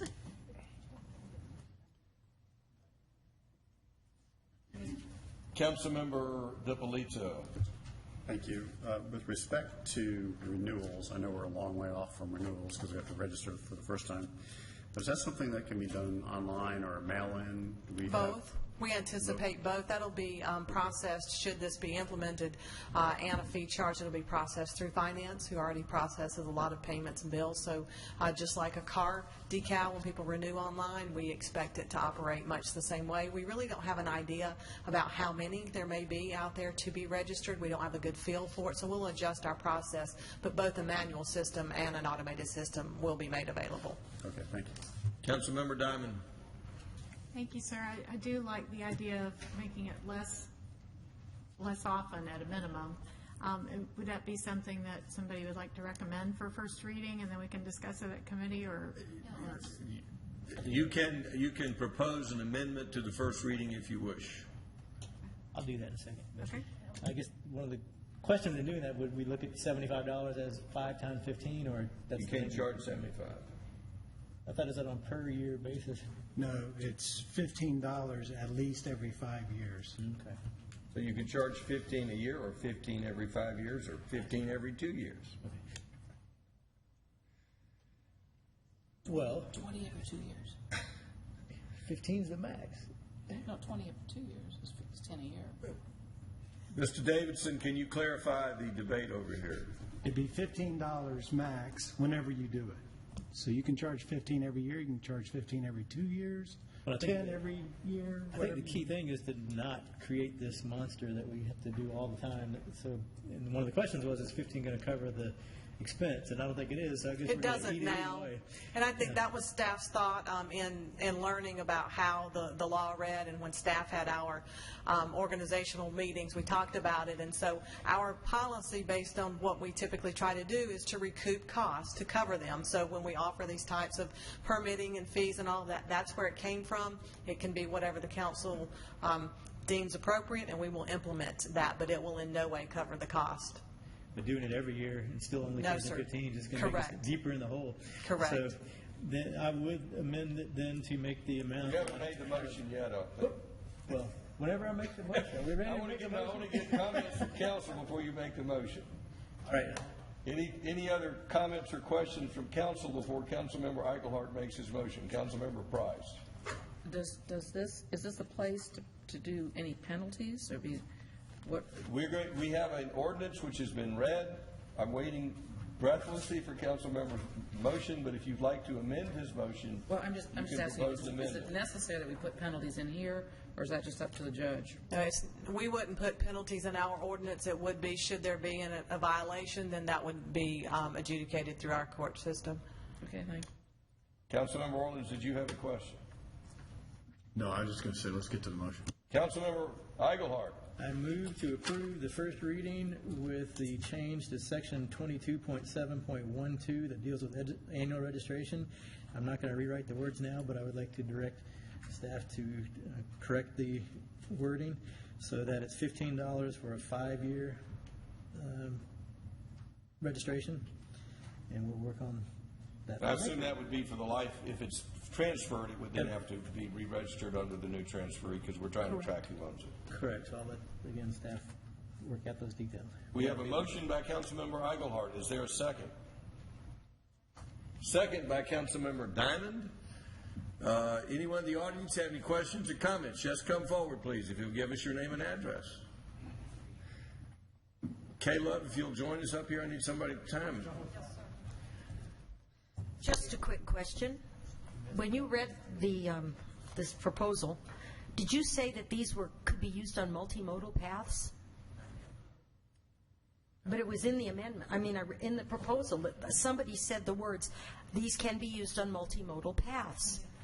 And if that is the case, that means someone could take one who lives in Arium, go across Riverside, Azalea Drive, and ride it on the multimodal path that runs along the river where children roller skate and ride their bicycles. I just want to clarify it because someone said multimodal path and my ear perked up. I am certain that there has been lots of discussion and lots of things said, but let's turn to Mr. Davidson, who helped draft this ordinance, for his interpretation of where these can be used.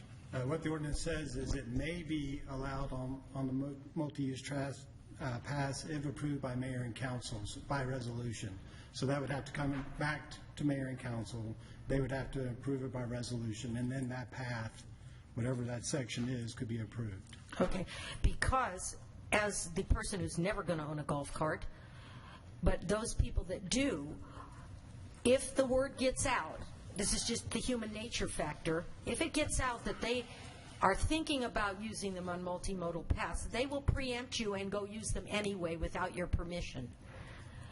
Just so you know that. So if people think that it's in the wind, they're going to go ahead and do it because in this city it's easier to get forgiveness than permission. So they'll just go ahead and do it, which means children or older adults or families who walk that Azalea Drive path, it's 10 miles, because I've done it, over and back and all the way into the landing and back, someone will be injured from that. So I'm just, as the caution pedestrian person, I'm just telling you, somebody's going to take advantage, bring the golf cart out of those condominiums, Riverwalk or whatever, go right across Azalea Drive, enter and drive up and down on that river path unless you make it quite specific from the beginning that there are no ATVs or PTVs, whatever kind of V you want to call it, allowed on that path. You can't hardly move on that path on the weekends now. It's so jammed.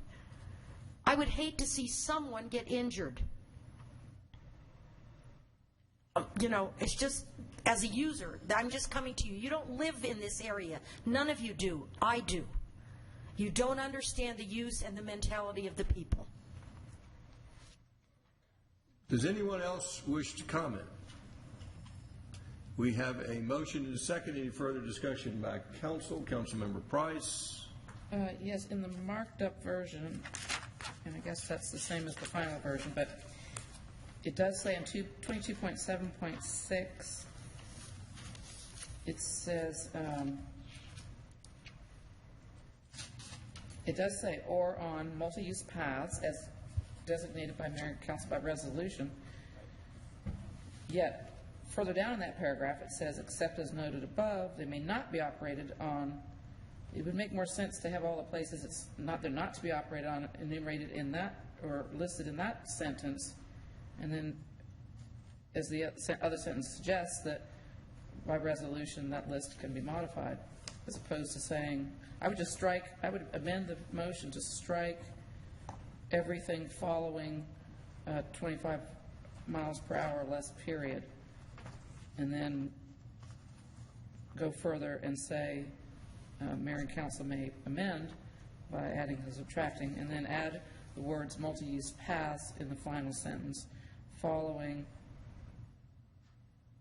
sidewalks. There is a motion by Councilmember Price. If it is not accepted, there's still the option for Councilmember Price to discuss with Councilmember Eichelhart to try to work out that language. But is there a second to Councilmember Price's motion tonight? Fails for lack of a second. Councilmember Price, that doesn't mean that you can't get with Councilmember Eichelhart and perhaps clear up any confusion. Yeah. Further discussion. Any further discussion by council? All in favor of the motion, raise their hands. First reading. Councilmember Orleans. Well, that's Councilmember Diamond, DiPolito, Wynn, Eichelhart, Price, and Orleans. That passes unanimously. Make a comment. Yes, Councilmember Price. I voted to move it forward to the second reading, but I do believe that 22.7.6 needs some revision to put multi-use paths in the sentence of where they may not be operated. I'm confident the record will include your comments. Councilmember Eichelhardt. Thank you. The next item is approval for Mayor City Administrator to sign contract with Trident Insurance for property and casualty insurance, not to exceed $751,700 and $8,500 for National Flood Insurance Program coverage. Mr. Davidson. Thank you. We put out to bid, our broker did, for renewal of the property casualty insurance. We received 3 bids ranging from $751,700 to $920,000.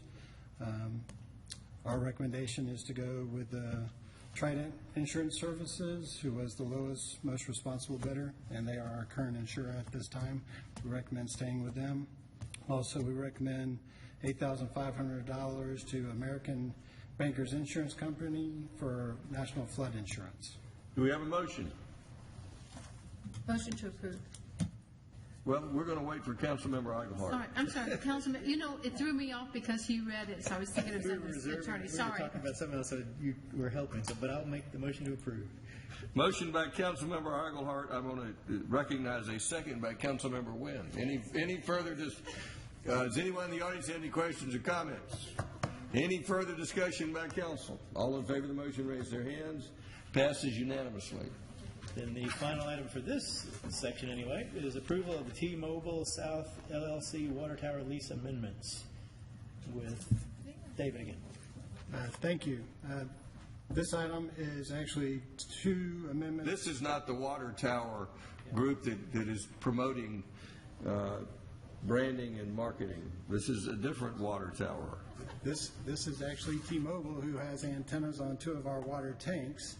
They have come forward with proposals for two new arrays, modern arrays, to put on the towers. The proposals have been reviewed by our water department. They have agreed to increase the rent on each one by $500 per month. We recommend moving forward with the amended leases. Do we have a motion? Move to approve. Motion by Councilmember Eichelhardt to approve the leases. Is there a second? Second by Councilmember Orleans. Anyone in the audience have any questions or comments? Any further discussion by council? All in favor of the motion, raise their hands. Passes unanimously. This time we'll turn to liaison to the Community Development Department, Councilmember Becky Wynn. I'll let Councilmember Eichelhardt do the motion on this one. This is an approval of an amendment to the City of Roswell Code of Ordinances, Section 22.4.1 regarding on-street parking, and this will be the second reading. Ms. Wakefield. Thank you. Yes, this is the second reading of an amendment to the city's Code of Ordinances to increase the allowable parking hours from 10 to 24 hours. At the last council meeting for the first reading, staff was asked to go back and investigate the possibility of a permit decal program. Staff, I did it, did the research in looking at other cities, and there are many cities that have a decal program. There are at least 3 in Georgia, Athens, the city of Atlanta, and Savannah. And this type of program is more geared toward more urbanized areas where you have a lot of in-town residential development, where you have residents that have moved in where there's no parking allowed. And this is a way to provide for parking for those residents. They also compete with metered parking. Given that, with the exception of probably Canton Street in the city of Roswell, all developments, especially new developments, have to provide parking as required by the UDC. Also, there was concern raised with such a program related to not so much the enforcement, but mainly the resources that it would take to implement such a program. Does the council have any questions? Councilmember DiPolito. Thank you, Mr. Mayor. Not necessarily questions. Well, I guess there are. I'll pose my comments in the form of questions. Most of the comments I've heard over the years from people who are concerned about cars parking in the streets are not necessarily about the amount of time the cars are there, except for if the cars are there on an ongoing basis. If they're there for a short period of, if there's a visitor, it's usually not a big deal. But when somebody constantly parks in the street, it gets to be a little bit of a problem, particularly if there's sight lines and things like that. I guess there's really no way to keep this from being somebody's permanent parking place. I mean, how do we avoid that kind of a scenario? Well, sir, they still would be restricted by the 24 hours. And if we get a complaint that someone is parking there continuously, then we would take the same tactic that we take with the 10 hours. We go out, we mark the tires, we monitor it, and we go back and we check. In terms of being parked too close to the intersection where there might be a sight distance problem, we would work with the Transportation Department to address that issue. And that kind of brings up my second comment, and really a lot of the comments I've heard in the past are issues with people parking either directly across from a driveway, so it makes it challenging for somebody to pull out. It may not impede access, but there's always a concern pulling out of the driveway that you might back into someone's car that's in the street. And even more significant than that is situations where they are close to an intersection, or they're in a curve where it's hard to see, or they're at a hill where you're coming over the hill and all of a sudden there's a car parked there. I just want to make sure that in those scenarios where we're having potential issues, where if you're driving down the street you can get by, so there is safe travel, but there's still, it's kind of a judgment call, but there are some issues with potential problems with the car being in the street. Do we have enough teeth in this new wording to make sure that code enforcement has the discretion to ask somebody to move the car? And it could be, you can park it on this stretch of road, but you need to move it 20 feet over. Councilman Agarwal, I think you've gotten perhaps code enforcement as opposed to traffic safety. So if someone from, Chief, can you come up and tell us, there's a separate ordinance that has to do with obstructing the right-of-way and creating a safety hazard, which really is not related to this ordinance. It's a different group enforces it, and that's called our police. Correct. There are state laws that prohibit you from parking behind a driveway, parking with, I believe, 100 feet of a crosswalk, of a stop sign. So there are state laws in place that prohibit people from parking in those locations. And this really deals with someone parking, for example, in front of their house. As you know, right now it's 10 hours, and it would be changed to 24 hours. Well, I thought that in the past people were calling code enforcement, and maybe they were, maybe that was part of the problem. Well, they may call code enforcement, but usually police are the ones that handle the parking issues. All right. So if someone suspects that a car is parked just in an area that creates a safety condition, they would call the police department and ask for somebody to come out and. Well, it wouldn't have to be a safety condition. Usually, the calls that we get now relating to parking are two neighbors that have some dispute, and they use parking as an issue to get back at another neighbor. It's not really a safety issue. If you park on the street for 10 hours or longer, that's illegal. Right, and I'm not talking about those cases, because I know there's a number of those that go on, but there are instances where somebody parks, like I said, directly across from a driveway, making it difficult for cars to get out, or I've had several situations where somebody was parked just over the top of a hill. So if you came driving, you came over the top of the hill, all of a sudden there was a car there, and you had to swerve and there have been near misses as a result of those situations. And there are state laws that make that illegal, both of those situations.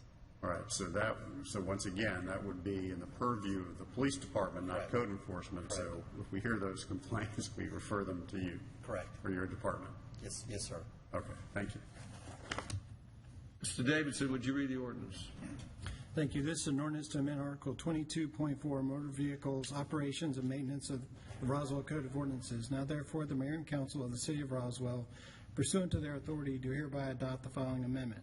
Section 22.4.1 is deleted in its entirety and substituted, therefore, with a new subsection, 22.4.1, which read as included herein. And if approved, this will be the second reading of the ordinance. Councilmember Eichelhardt, did you have a question? I'll make more than questions, so I'll wait for the motion. Do we have a motion? Okay. Yes, sir. I'm saying Councilmember Eichelhardt was going to jump in. I'm sorry. Motion to approve second reading. Motion by Councilmember Wynn to approve. Is there a second? Second by Councilmember Diamond. Councilmember Eichelhardt, I'll recognize you. Thank you. I had asked about the permits, and I also had looked some as well, and I guess I didn't mean for it to be a citywide thing, because most of them are, where it's a designated area, and then you can park or not based on the permit. I understand that. And I guess I hadn't intended for that to be something we looked at, but more on a small case basis where one of the things that's been brought up is an individual home needed to park on the street more often than what we're allowed in those specific cases to allow that. And under what those circumstances are, I don't have the exact how you would determine those. But I agree. I don't want to do something that is all over. Everybody has to do permits all the time. But my concern is when it's hard enough now to enforce, and frankly, we all agree that how do you actually do that with a 10-hour window? But I think when you move to 24-hour, you effectively eliminate any chance of really having any kind of enforcement, because it's hard enough to mark 10 hours. When you do 24, I just don't think it's going to happen. So I think we're, again, creating a bigger problem than we're solving, and we'll come back and look at this again at some point soon based on that. Yes, sir. Does anyone in the audience have any questions or comments? Yes, come forward, sir.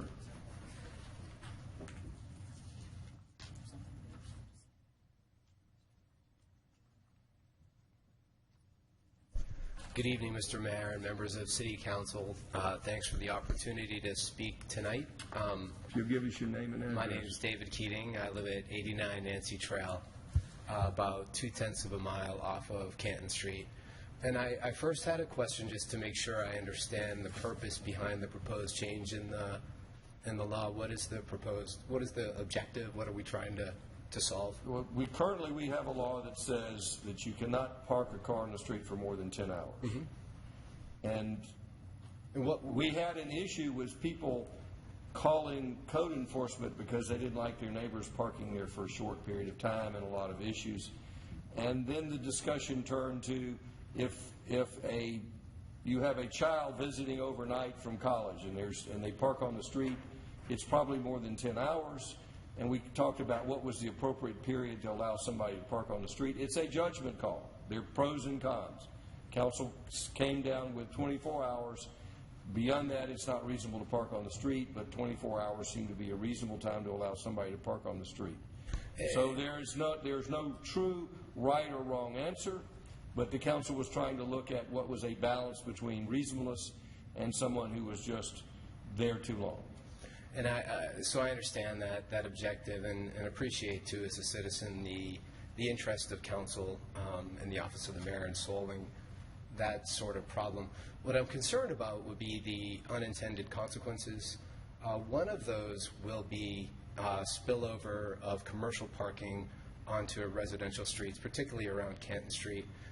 If we look, for example, at what happens, and we talked, I think, at the last meeting about Alive After 5 as an example, or yesterday's criterion. For Alive After 5 today, someone parks their car at 5 o'clock p.m. and maybe has some drinks, and they have to get the car out of there, though, by whatever that is, 3 a.m., I guess would be the math. But after the passage of this change, it would be the next day, the next afternoon. So like on Thompson Place, for example, we have this spillover. Yesterday it went down past Nancy Trail, both sides of the road, making it where you could only get one car through. And I'm concerned that this will result in an increase of that sort of activity for longer periods of time, particularly with Vickers Village being proposed, which would have 70 multifamily units on Canton Street. And I think, too, that if we were to take a conservative approach to legislating, I think that would suggest that we take the most narrowly tailored approach possible to solve the problem that's in front of us. There was some discussion about permits, but another option could be to say it's in front of your house. So if it's in front of your house, you could park for 24 hours. That would eliminate the problem of, for example, commercial spillover and other unintended consequences that might have to have us looking, at this problem again at a later date. So I'd ask the council to reject the motion as offered and reconsider this proposal because it's potentially going to result in other problems and impair issues for us off of Kent Street. Thank you. Yes, come forward.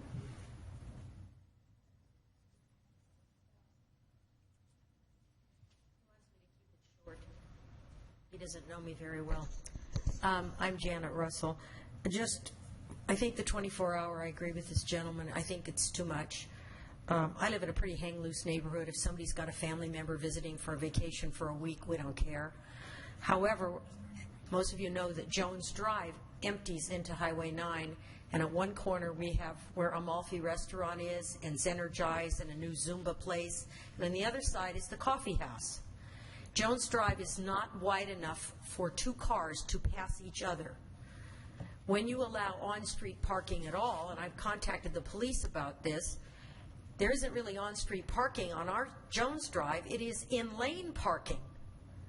They're actually in an ingress or egress lane because it's so narrow. And they park there, whether it's 2 hours or 6 hours. If they go on Friday and Saturday nights to Amalfi Restaurant, they park all the way up Jones and around the corner. An emergency vehicle cannot even get down Jones Drive. So we got them to put a sign, no parking on one side of Jones Drive. So now they just park on the other side of the street. And for us, it's not even a time limitation, although technically now you're telling them they could stay there 24 hours. And I think you need to eliminate the 24 hours. I agree with this gentleman. If neighbors can't work it out, that's their problem, but I do think you're creating a mess over there with that Vickers Village.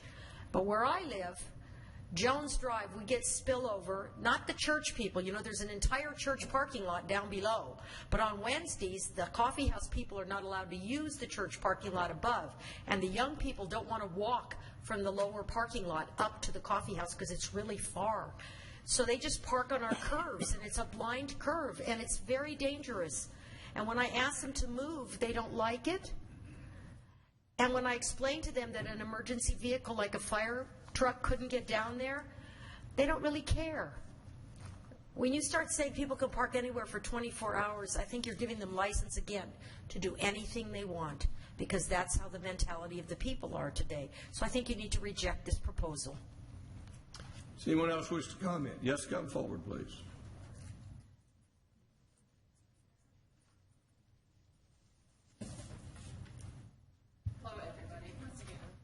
Okay, here's the deal. My name is Magella Hardy, I live at Tyson's Corner. Yes, we have a maniac who calls all the time for code enforcement. And I've actually hit somebody who was behind my house, behind my driveway. I hit them. There were too many people parked on either side. There were two sets of cars on either side. I hit them. I have a van. So I've encountered this. Now, the person who has a problem with, everyone who has a problem with, if you have two sets of cars parking on either side of the street, you have two options. Number one, you can actually have half of them moved. The other option is the chief of police, sorry to bring you into this, he has an option to say where people can park and where they cannot park. He can make it a mandatory, where you cannot park there. That's part of what the state allows. Originally, the whole state has 5 days. Most of the places around us have 3 days. It's going to be the same problem for 10 hours versus 24 hours. There's no difference at this point. So, and I have one child who lives down the street from us, and they have so many stripes in front of their house. it looks like you should be playing hopscotch or something like that, where they've struck that child's tire so many times. That's fine. I don't care. But what I don't like is the fact that we have this maniac in our neighborhood who calls all the time. If you know how much money that has been expended on the part of the city by people coming out, by your police officers coming out to ride around, give warning tickets, then give tickets, the amount of time that you've spent on my little tiny community because of this person is unbelievable. Not only that, but she calls constantly to have, we're right up there against the Greenway, she calls constantly to have trees taken down. She has a whole host of problems.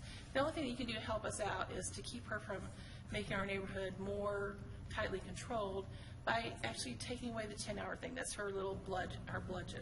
And like I said, the state is 5-3 from almost everybody around here. If somebody has a problem with where people are parking for an activity, the chief of police can help you out with that. So that's just my thought on the whole situation. So you're supporting the 24 hours? I sure am. Thank you. I actually support 5 days, but 24 is my compromise. And We're not going to make everybody happy, whatever we do. No, and I'm not saying you have to make me totally happy, right? And by the way, you went kind of quickly through this, but you can get more than $500 a month out of T-Mobile. I work for Verizon. $500, you're selling yourself short. Just to let you know. Thank you for your confidence. Does anyone else wish to comment on the change from 10 hours to 24 hours? Any further discussion by council? Councilmember Wynn. Just a really quick comment. The two people that spoke that's against this, everything that I heard is a public safety issue. If an emergency vehicle cannot get through, if it's just one car that can get through, then that's a public safety issue. It is not a code enforcement issue. So what you're saying is that you should be on the phone calling 911 and tell them that you have that you're having a problem, and the police will come out and do that. So that's all I'm saying, and I'm not changing my motion. It stays like it is. Yes, sir. I believe there are some streets along the Canton Street stretch who have no parking signs a ways in. Is that not something we could do on Thompson, or is that maybe could be some relief? So maybe that's your answer. We can look at that and see what we can do about that, and maybe that would deter.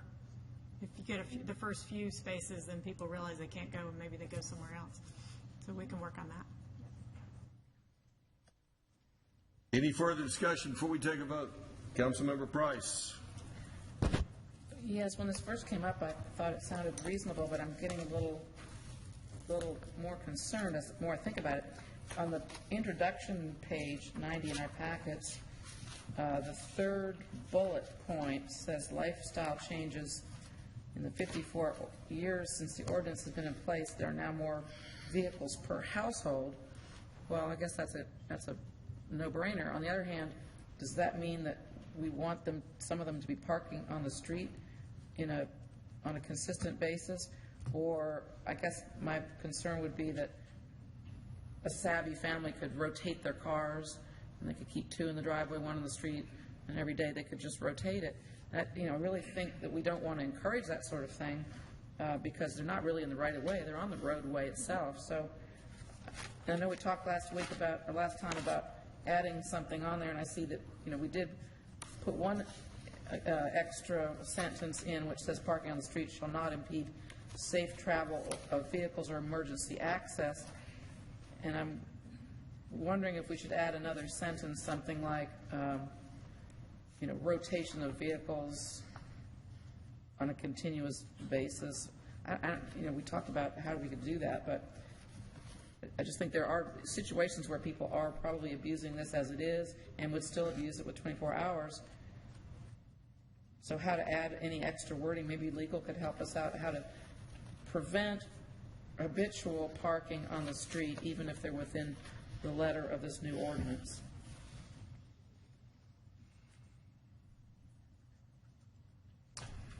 Any further discussion? That was a question to legal. There was a question. Could you add additional language? That would prevent a rotation of cars. Councilmember Price, I am sure that you can add additional language, and I'm sure that's what Mr. Davidson's answer is going to be. The question is, what does this council want to do? We can change this ordinance, we can amend this ordinance, we can make it different times, we can make different requirements. Those are all possible.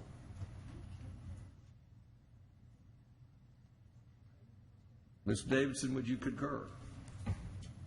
We could probably come up with something. How about something like, nothing in this ordinance shall be construed to condone a rotation of vehicles on any street to comply with this?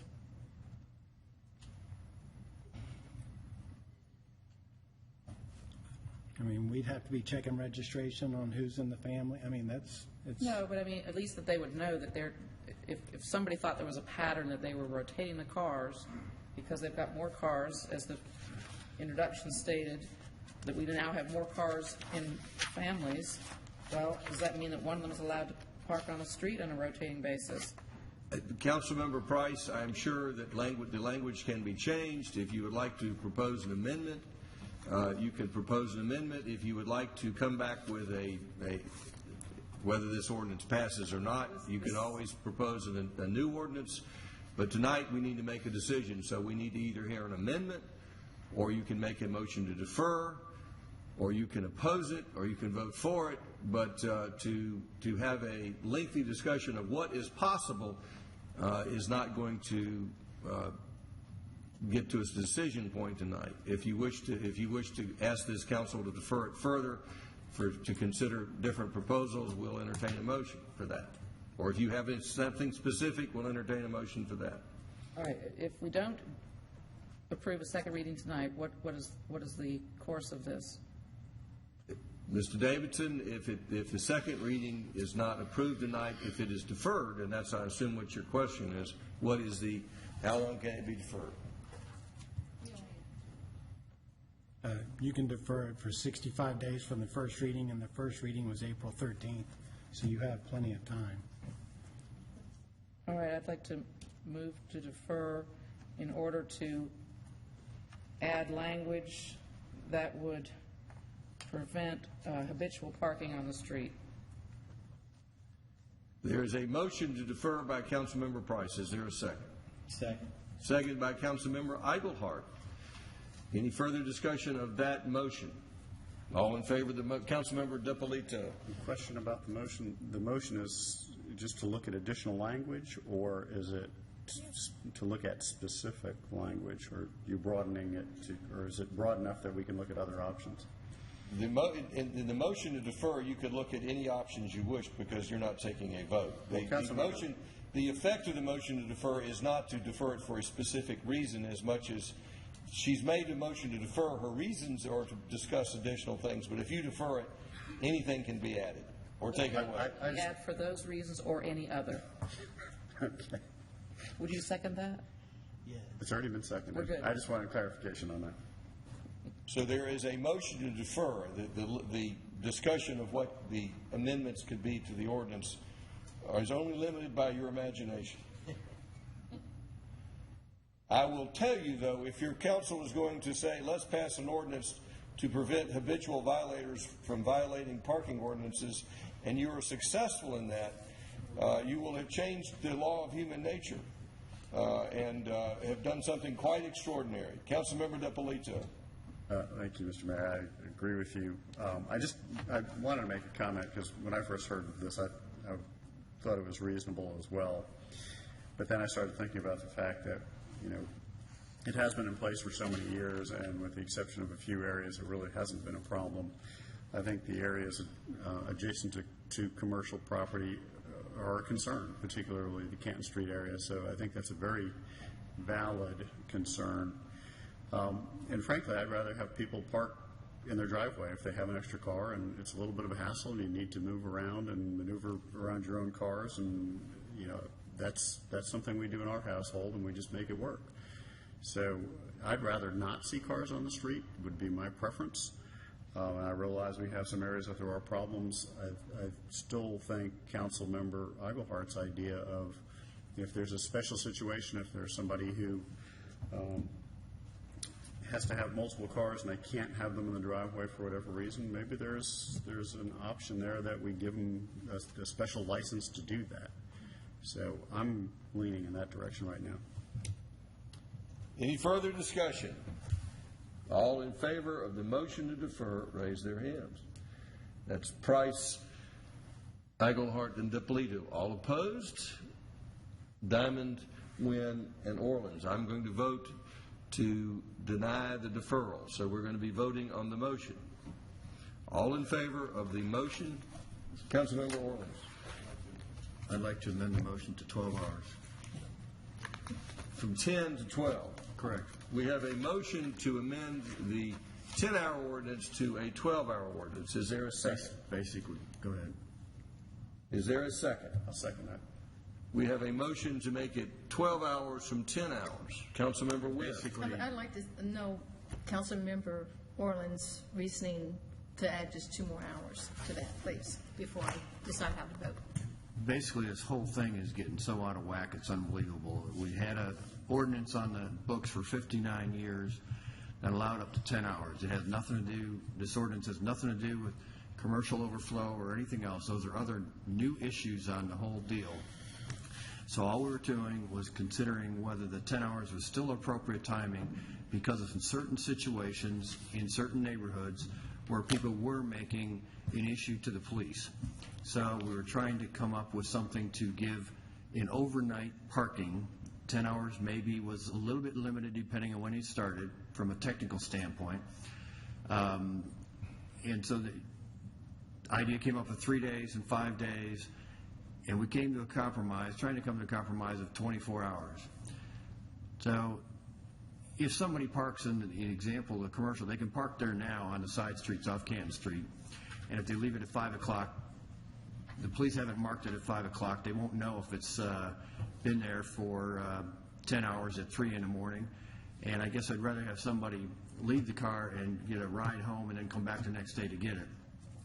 So I guess we don't want to get an extreme in that commercial areas to the 24 hours.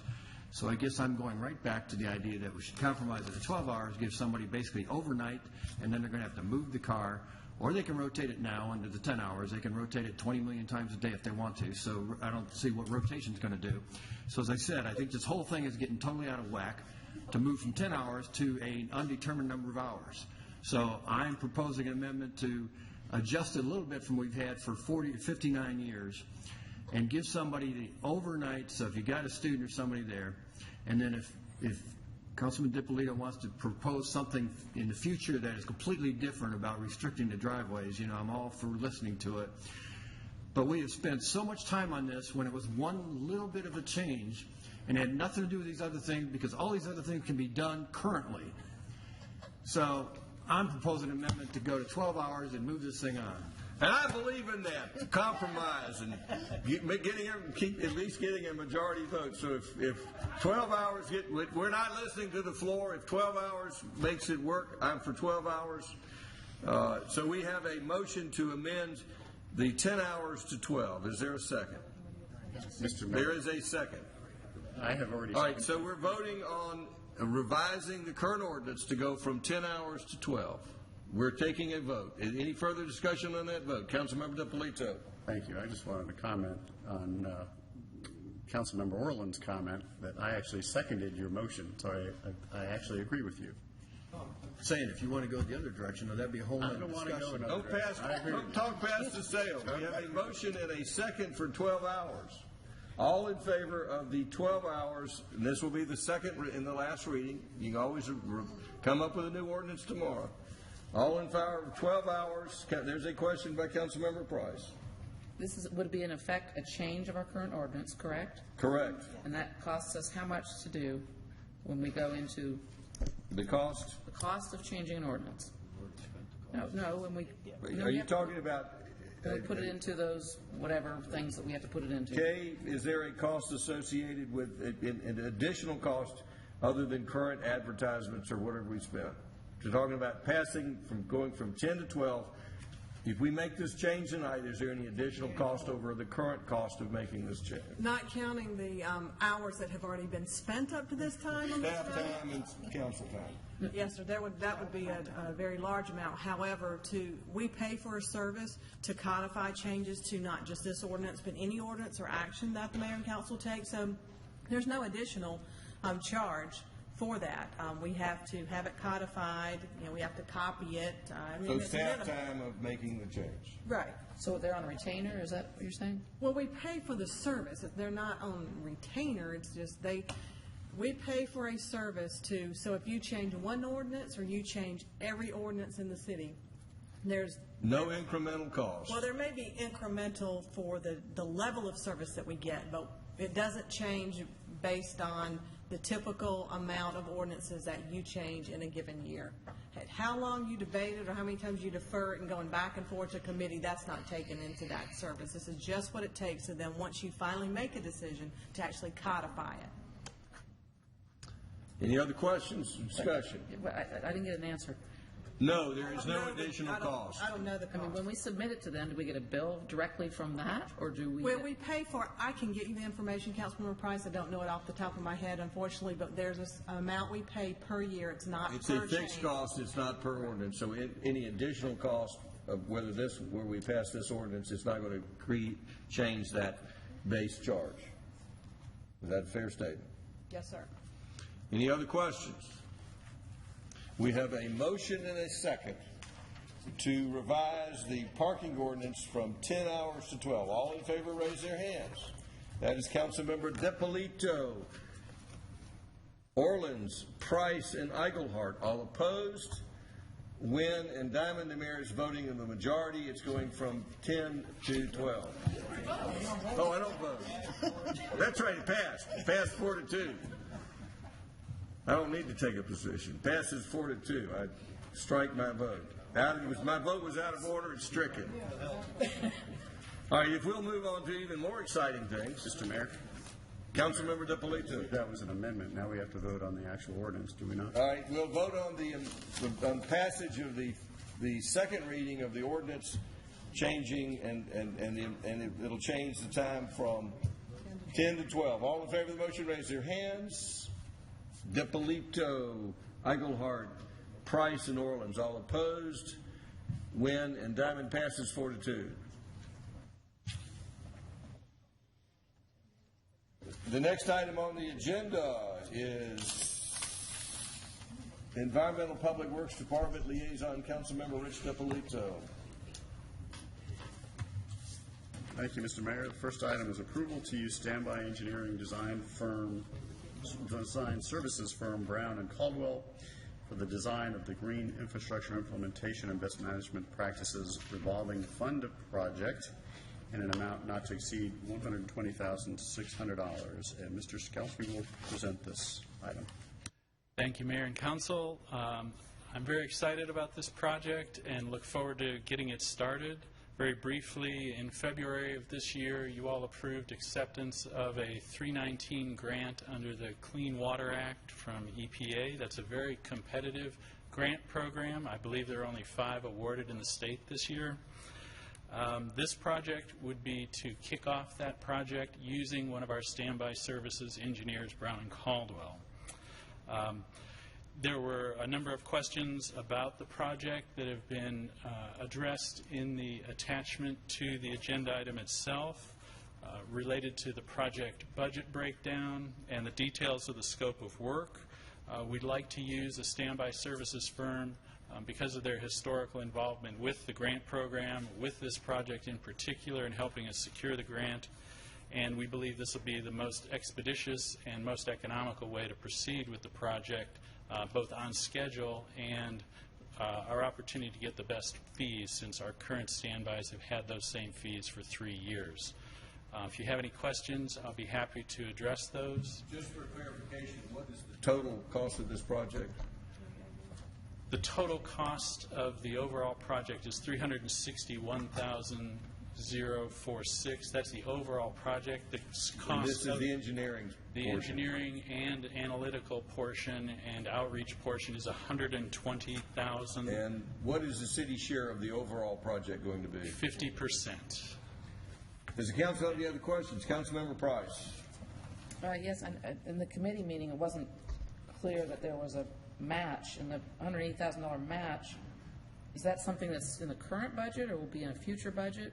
Or have we already appropriated that? What is the status of that $180,000? The city's $180,000? Yes, our match. That would come out of our current funding through our stormwater utility fees budget, so it is currently funded as part of our capital improvement program. So this is the first time we will have moved forward on that amount, appropriating Yes. that amount? Yes. Okay. Because it wasn't clear at the committee that we had a match.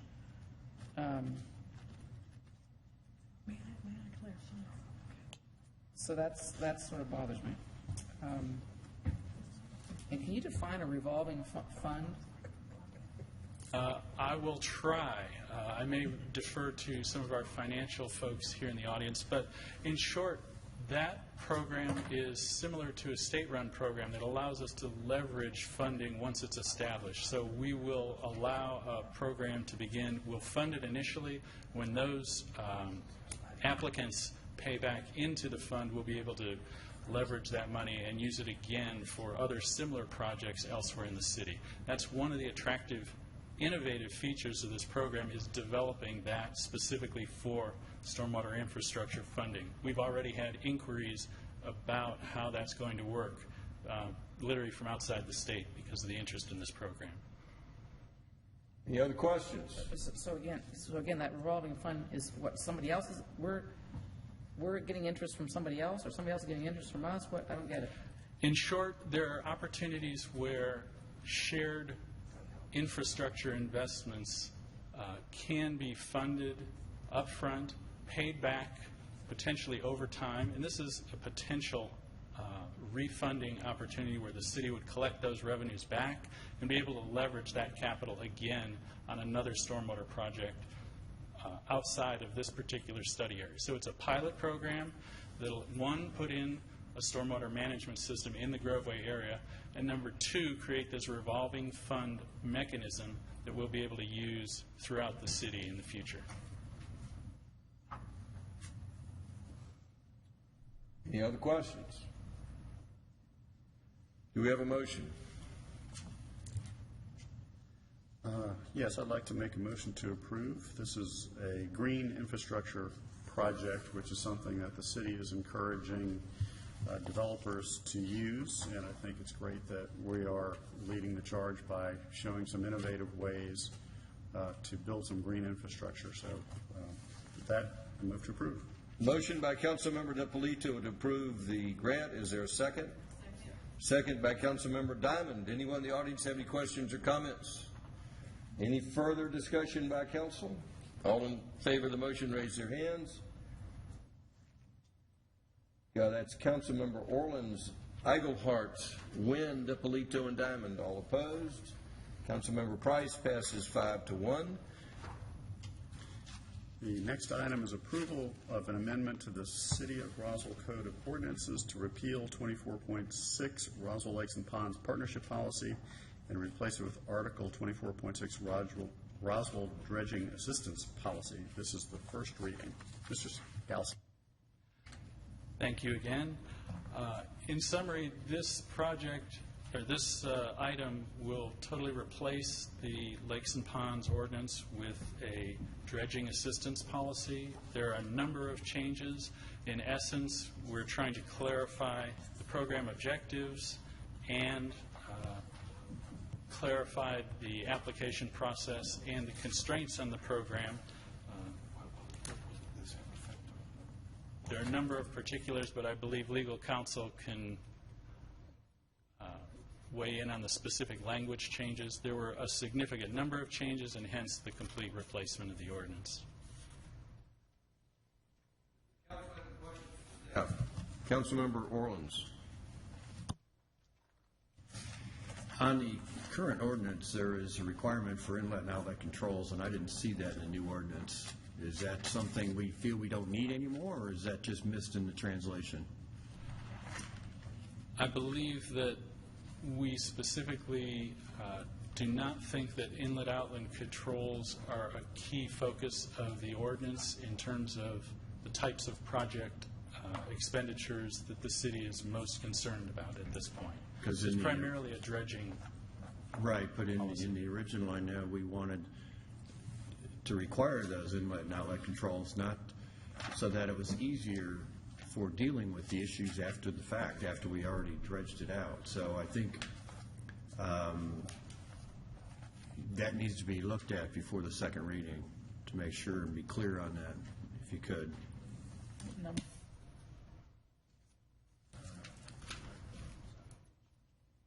Mr. Davidson wish to make a comment on that. Yeah, if you go to section G, number 5, it says the city shall have the right to require upstream or downstream measures to minimize incoming sediment and the potential for channel erosion downstream. That's the city can require those instead of somebody just doing them and then having us try to pay for them. So we can require it as part of the process under this. Under the old one. That's a new one he's talking On about. E1, which talks about the amount and number of projects, it's multiple dredging projects for a specific lake or lakes will not be approved. Does that mean ever, or is it, so if something goes back 5 years from now, they're not eligible ever again, or dredging is needed over a length of time? Again, generally.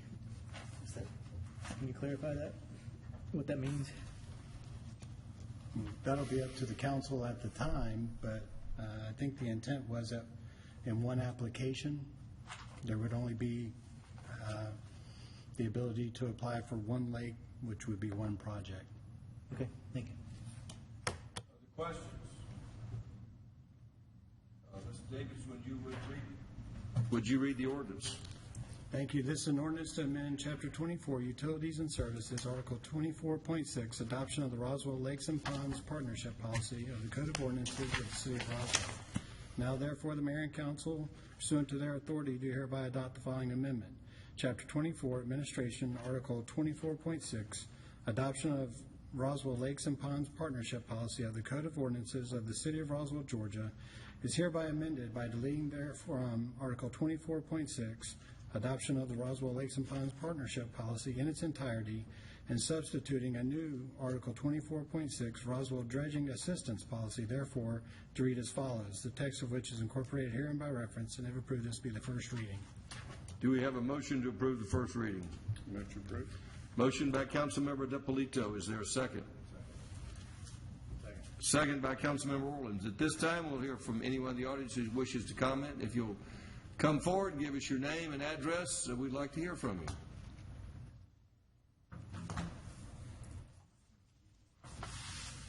Good evening, Mayor and Council. My name is Lisa DeCarbo. I live at 130 South Shore Court, Roswell, Georgia, 30076. I want to thank you for hearing me tonight, and I also want to thank Councilmember Orleans and Eaglehart for bringing up a couple of the points that I was going to address. One of the things I'd like to clarify is whether this new ordinance will apply to only future applications. So is the question, does it apply to current applications? Correct. Mr. Davidson, could you respond? Well, under the current ordinance as it applies, the only monies that are available are the monies that are budgeted. So that program will be no longer in existence if this is approved.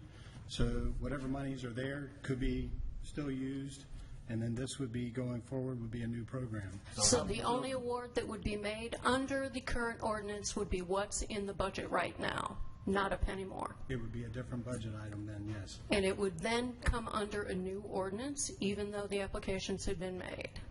The applications Under the current. The applications would be under the old ordinance, which is only funded up to whatever dollar amount was budgeted. So just a clarification, what's currently budgeted under the current ordinance?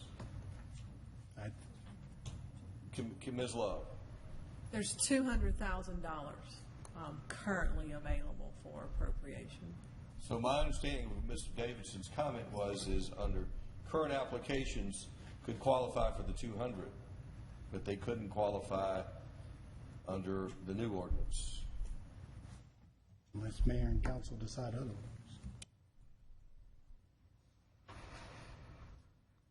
ultimately mayor and council can spend the taxpayers' money, correct?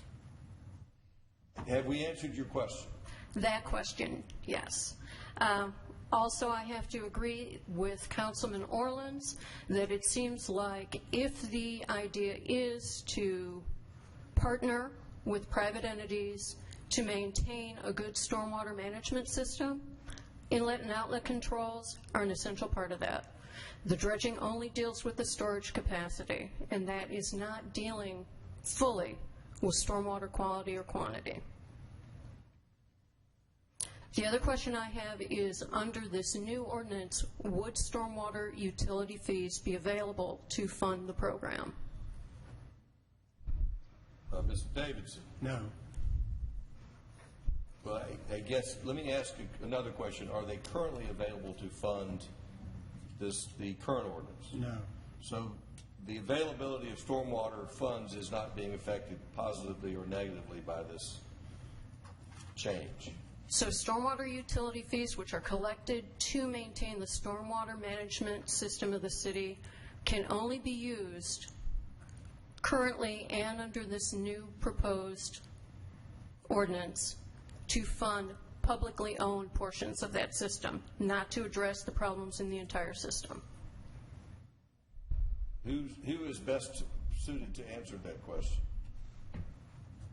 Can't remember exactly what it says off the top of my head, but I know I've looked at it and had a discussion with Councilman DiPolito regarding that, and they cannot be used currently for that purpose. I can't remember the exact wording. I think the best answer is the stormwater is not currently available to be used for the Lakes and Ponds program. The limitations, I don't think we have an answer.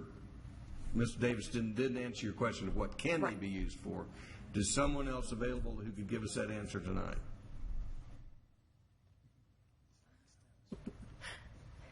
You got left in the hot seat. It's defined by the extent and level of service, I know, but I would have to do some due diligence just to confirm that I'm the clear full extent of what they the could full be used extent for. of what the flexibility is on the use of the stormwater utility fees. I apologize. I'd have to research that and get back to you. And just to clarify, too, the intent is to do one dredging per lake or pond that qualifies. I know there are size requirements, drainage area requirements, and all that. But there's no consideration to somebody, say, who did their lake. There are people that have done dredging 5-10 years ago. We continue to allow construction upstream from these lakes and ponds.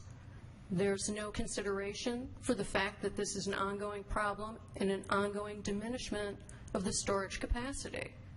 Even if you're limiting to only addressing that portion of the stormwater management, which is the storage capacity of these lakes and ponds, it really looks like you're not going to address that on an ongoing basis. So the system will just be allowed to deteriorate.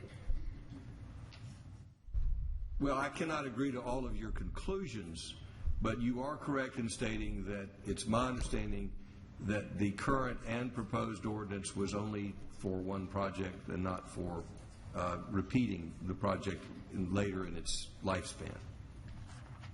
All right, thank you.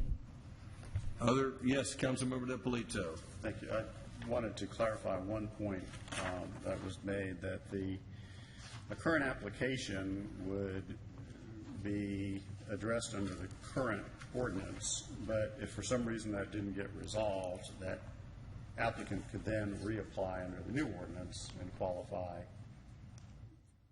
under the new ordinance. Correct, Mr. Davis? The plans under the new ordinance have to be approved before they proceed with any work. So if they've already done the work, that would not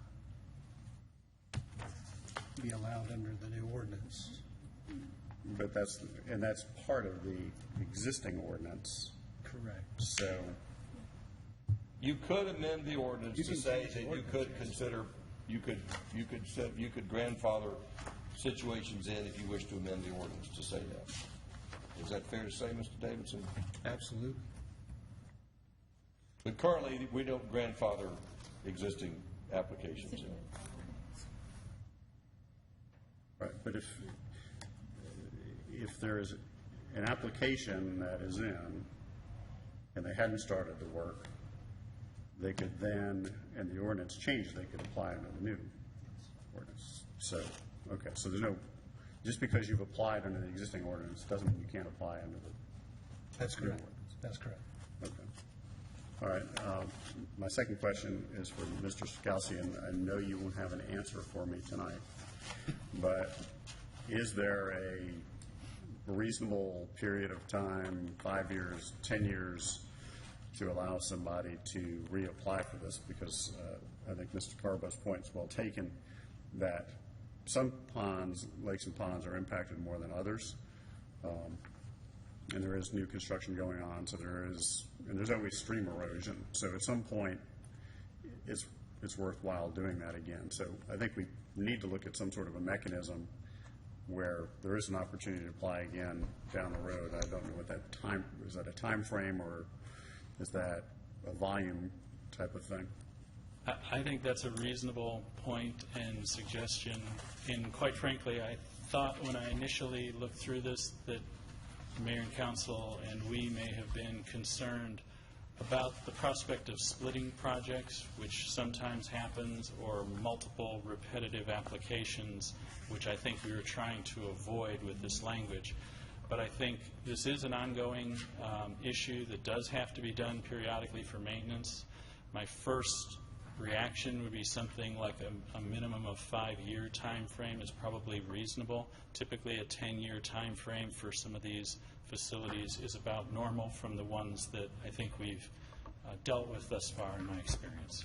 Well, if we can look into that historically and come up with a recommendation, I'd appreciate that.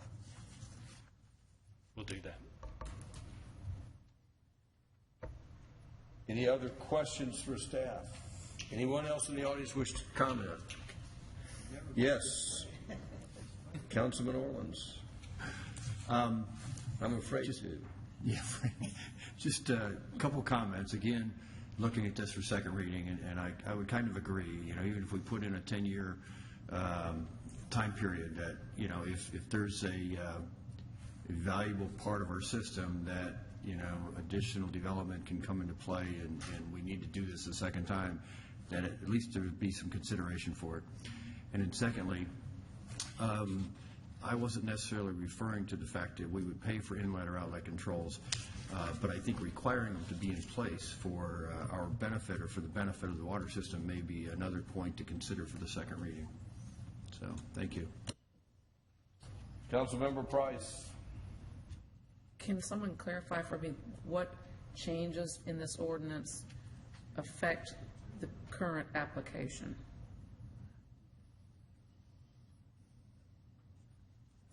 I'm not sure that I can do that for you on the spot. And when you say the current application, I believe we have a couple. One historical, I believe we've had one interested party approach the city within the last several months. So I'm a little unclear on the question there. Well, I'm sure the representative of the applicant could provide that information, if not tonight, at some point between now and the second reading.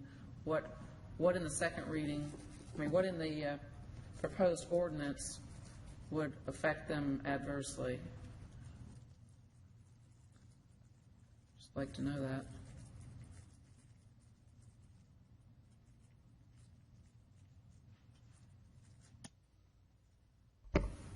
I didn't follow that last question. Do you understand it? It sounded to me like a question for the applicant, and to try to clarify what in the proposed ordinance would affect them adversely. So I think that's what I understood, and we can certainly follow up to try to understand that. Well, I guess my sense is that this ordinance is being proposed in response to the applicant. Is that fair to say? It is fair to say that when this ordinance was passed, that we had the expectation it was going to be for only one lake and one project, not for multiple projects on the same lake. We're trying to clear that up. When this ordinance was passed, I understood that this wasn't going to be money to fix dams. and now the question about the outlet control had come in. Is it about fixing dams? When this ordinance was passed, it was my understanding that we were going to fix the lake once, but we were going to expect the property owner to then be responsible for fixing the lake, dredging the lake the second time. That may change now with this consideration of this council. So if you're saying what was the expectation originally and what was the intent, I can tell you what I understood the intent was. And I hope to have made that clear to you. Okay, and has the current applicant availed themselves of this fund previously? No. The current status is, if you'll, there was money is appropriated and approved for this project in the amount of how many dollars? I believe that there was $100,000 earmarked for said application, and then We're talking about the Mount Martin's Landings project. There was they submitted an application and were approved for $100,000. Have since done some additional work, and after the work was done, have made additional application. right, and council approved I believe it was at mid-year budget amendment to allocate, or it could have been during the regular process. I'll have to check, Mr. Mayor. Anyway, $100,000 additional dollars was appropriated to the Lakes and Ponds program, not allocated or against any particular application. It would be there for the council to appropriate as they deemed appropriate. So does that answer your question? Yes, and I remember making that motion, so I know there's $200,000 in there. So once this ordinance changes, what happens to that $200,000?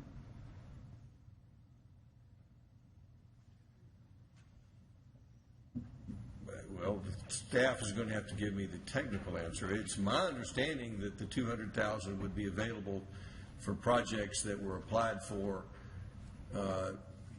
prior to this adoption of this new ordinance.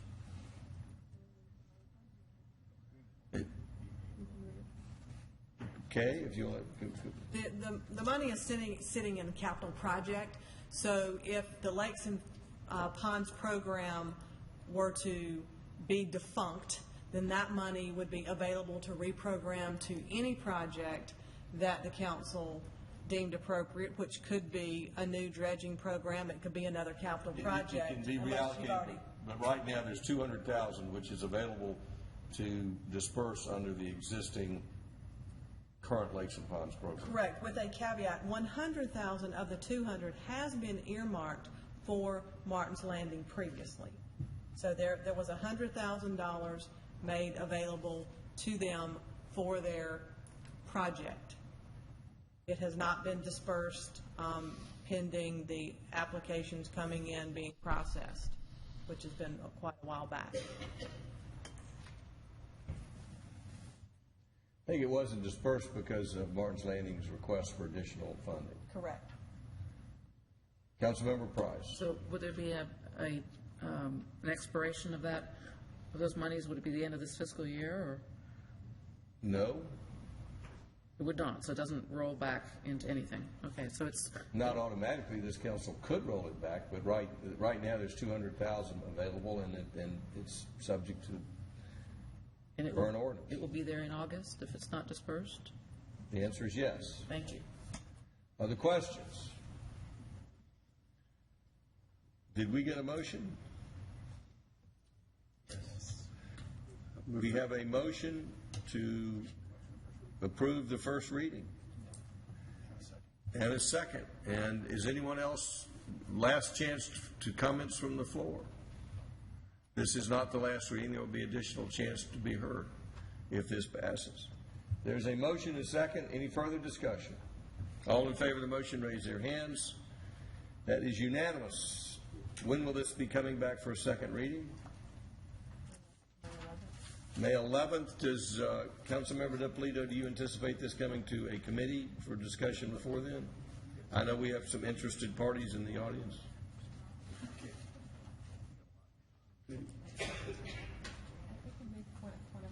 Since the 11th is a zoning meeting, do we want to push it 2 weeks? No? No, we probably would want to push it past May 11th because we already have a really heavy agenda. I just said the next available So council. May 25th? That would be better, yes, sir. The 27th, because 25th is Right, 27th would be that Wednesday because of Memorial Day. Okay. So it'd be coming back on the 27th if it's passed. May 27th. Well, it has passed. Do you anticipate this coming to committee before it comes back to council? I was not anticipating that. We had some minor comments that I think we can address. All right, so right now it's not scheduled for committee. No. Thank you. It's next item, please. That's public safety liaison, Councilmember Jerry Orleans. Next item is approval for the mayor and the city council to sign a contract with Piper O'Brien Air Architects for the design of Fire Station 4 in the amount of $424,035. And this will be presented by a team. Thanks, Chief. Good evening, Mayor and Council. How are you doing? What we have before you tonight is a contract with Piper O'Brien Hurd to do the design work for Fire Station 4. This includes the civil and architectural, as well as assist with the construction process, the art placement on the site, as well as the coordination of the construction during the process. There is no FF&E work in this particular proposal, and the architectural fee is $372,500, and the civil engineering is $51,535. That would be performed by ACE. Does the council have any questions? I was going to make a motion for them. Make a motion to approve. Motion to approve. Is there a second? Second by Councilman Nguyen. Does anyone in the audience have any questions or comments? Any further discussion by council? All in favor of the motion? Councilmember Diamond. So when we get done with this, we will have plans that we can go to construction.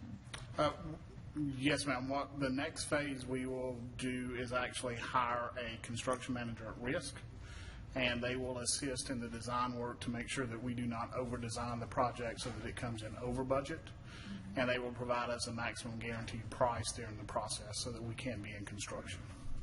Thank you. Councilmember Napolito. Thank you. Just as a follow-up to that, so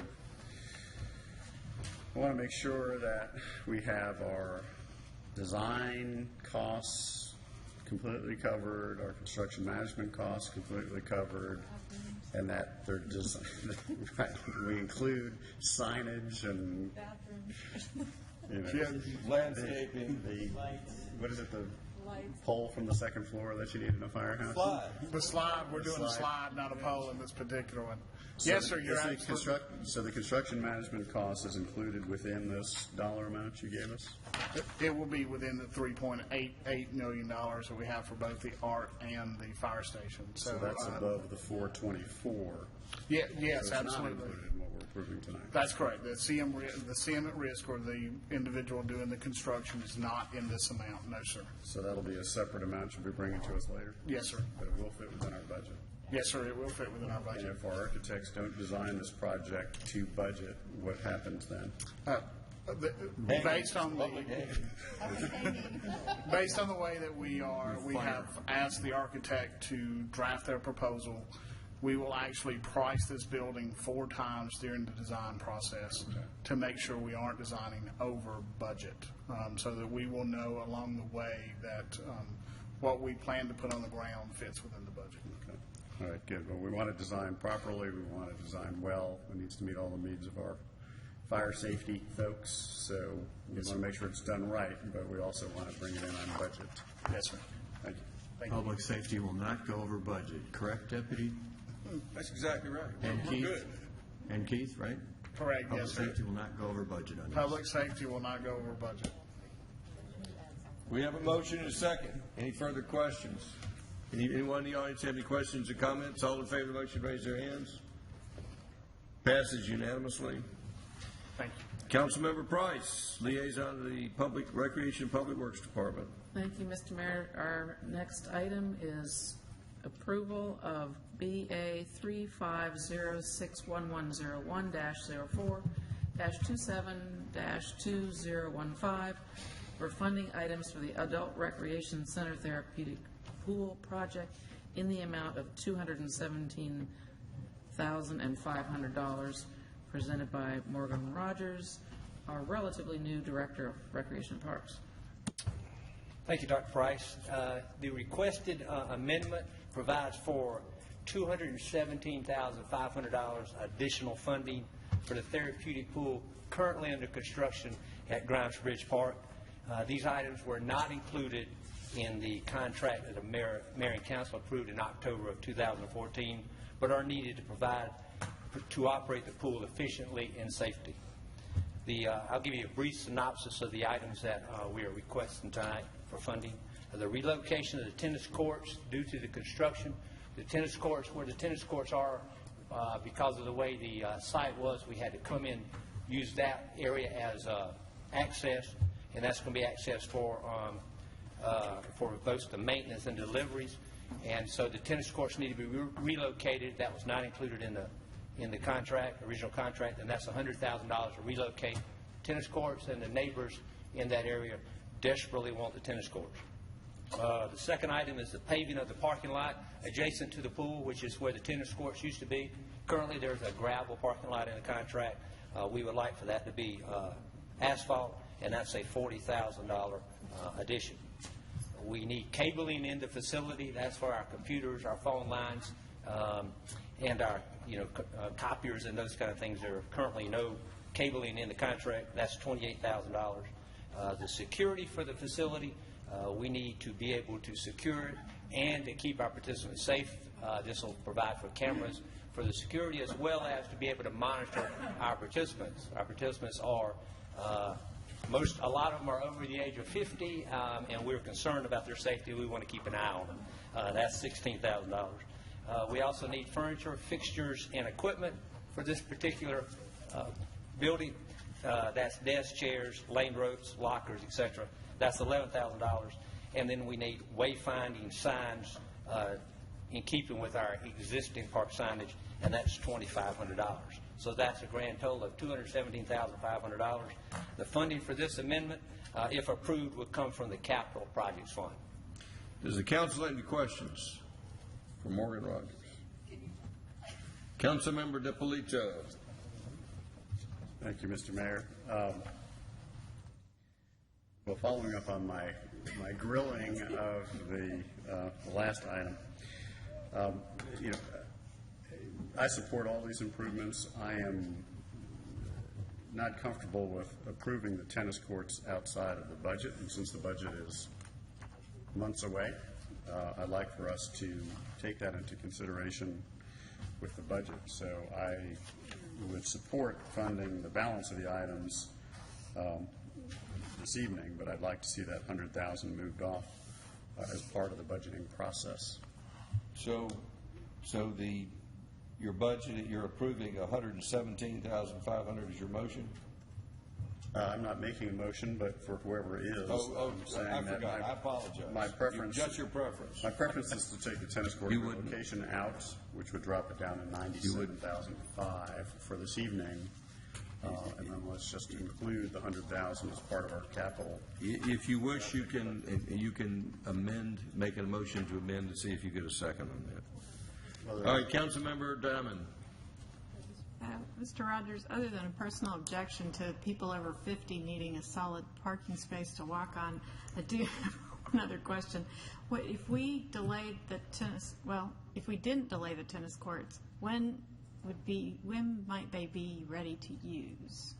If we approved it now. If they're approved tonight, then it would be part of the construction. It would be ready at least by November. I don't know the exact schedule of the tennis courts, but the whole project is scheduled to be completed in November. So the tennis courts would be done before that. But I'd have to look at the schedule, which I don't have with me tonight, to give you an exact timing on that. I mean, this part of it be in the, I could give it to you, I could find it tomorrow and get it to you. Yeah, I guess I'd like to know how long it takes, because ideally, if we're going to do it, I'd like them to be available for the spring. So, I'd rather not be in construction in April. Let me ask you a question, going back to Councilmember DiPolito's request. If this council did not approve the tennis courts tonight, but made the decision to approve or not approve the tennis courts in May, would this delay substantially or cost, if you waited until the end of May to approve the tennis courts, could they be done at the same cost if they were approved tonight in roughly the same time span? Without consulting with the contractor, I couldn't answer that question, Mr. Mayor. When is work don't. going to begin on the tennis courts? I do not know that. Sorry. All right, thank you. Other questions? Do we have a motion? We have a motion and second to approve. No, we haven't had a motion yet. I'm about to make one. Thank you. Do we have a motion? Yes, we do. Thank you, Mr. Mayor. Just to reiterate, there's slightly different wording on this one that there was in committee, which doesn't clearly specify the $20,000 for landscaping that is part of the $217,500. So I'd like to make a motion to include the tennis court, include the parking lot, include the cabling, include the security, include furniture, fixtures, and equipment, and signage and landscaping. Unfortunately, these were in the original plan, but somehow or other inadvertently got left out in the rebidding. So to reinstate all these items in the amount of $217,500 in a budget amendment. That's my motion. A motion to approve $217,500 budget amendment by Councilmember Price. Is there a second? Second by Councilmember Orleans.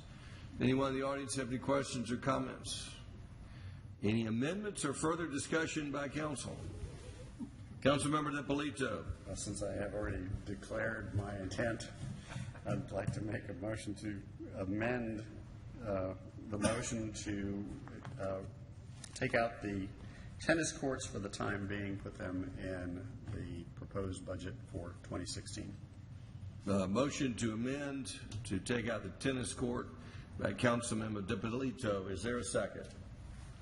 Motion fails for lack of a second. Any further discussion about the main motion? All in favor of the motion to approve 217.5? That is unanimous. Do we have a motion to for closure, discuss real personnel litigation, real estate? Motion by Councilman Orleans. Is there a second? Second by Diamond. All in favor, raise their hands. Approved. We're adjourned. We're meeting in room 220 for closure meeting. So what was the joke? You're supposed to, I'm offended that you didn't. I'm thankful that you didn't enjoy it. You didn't include me, but it's always need to.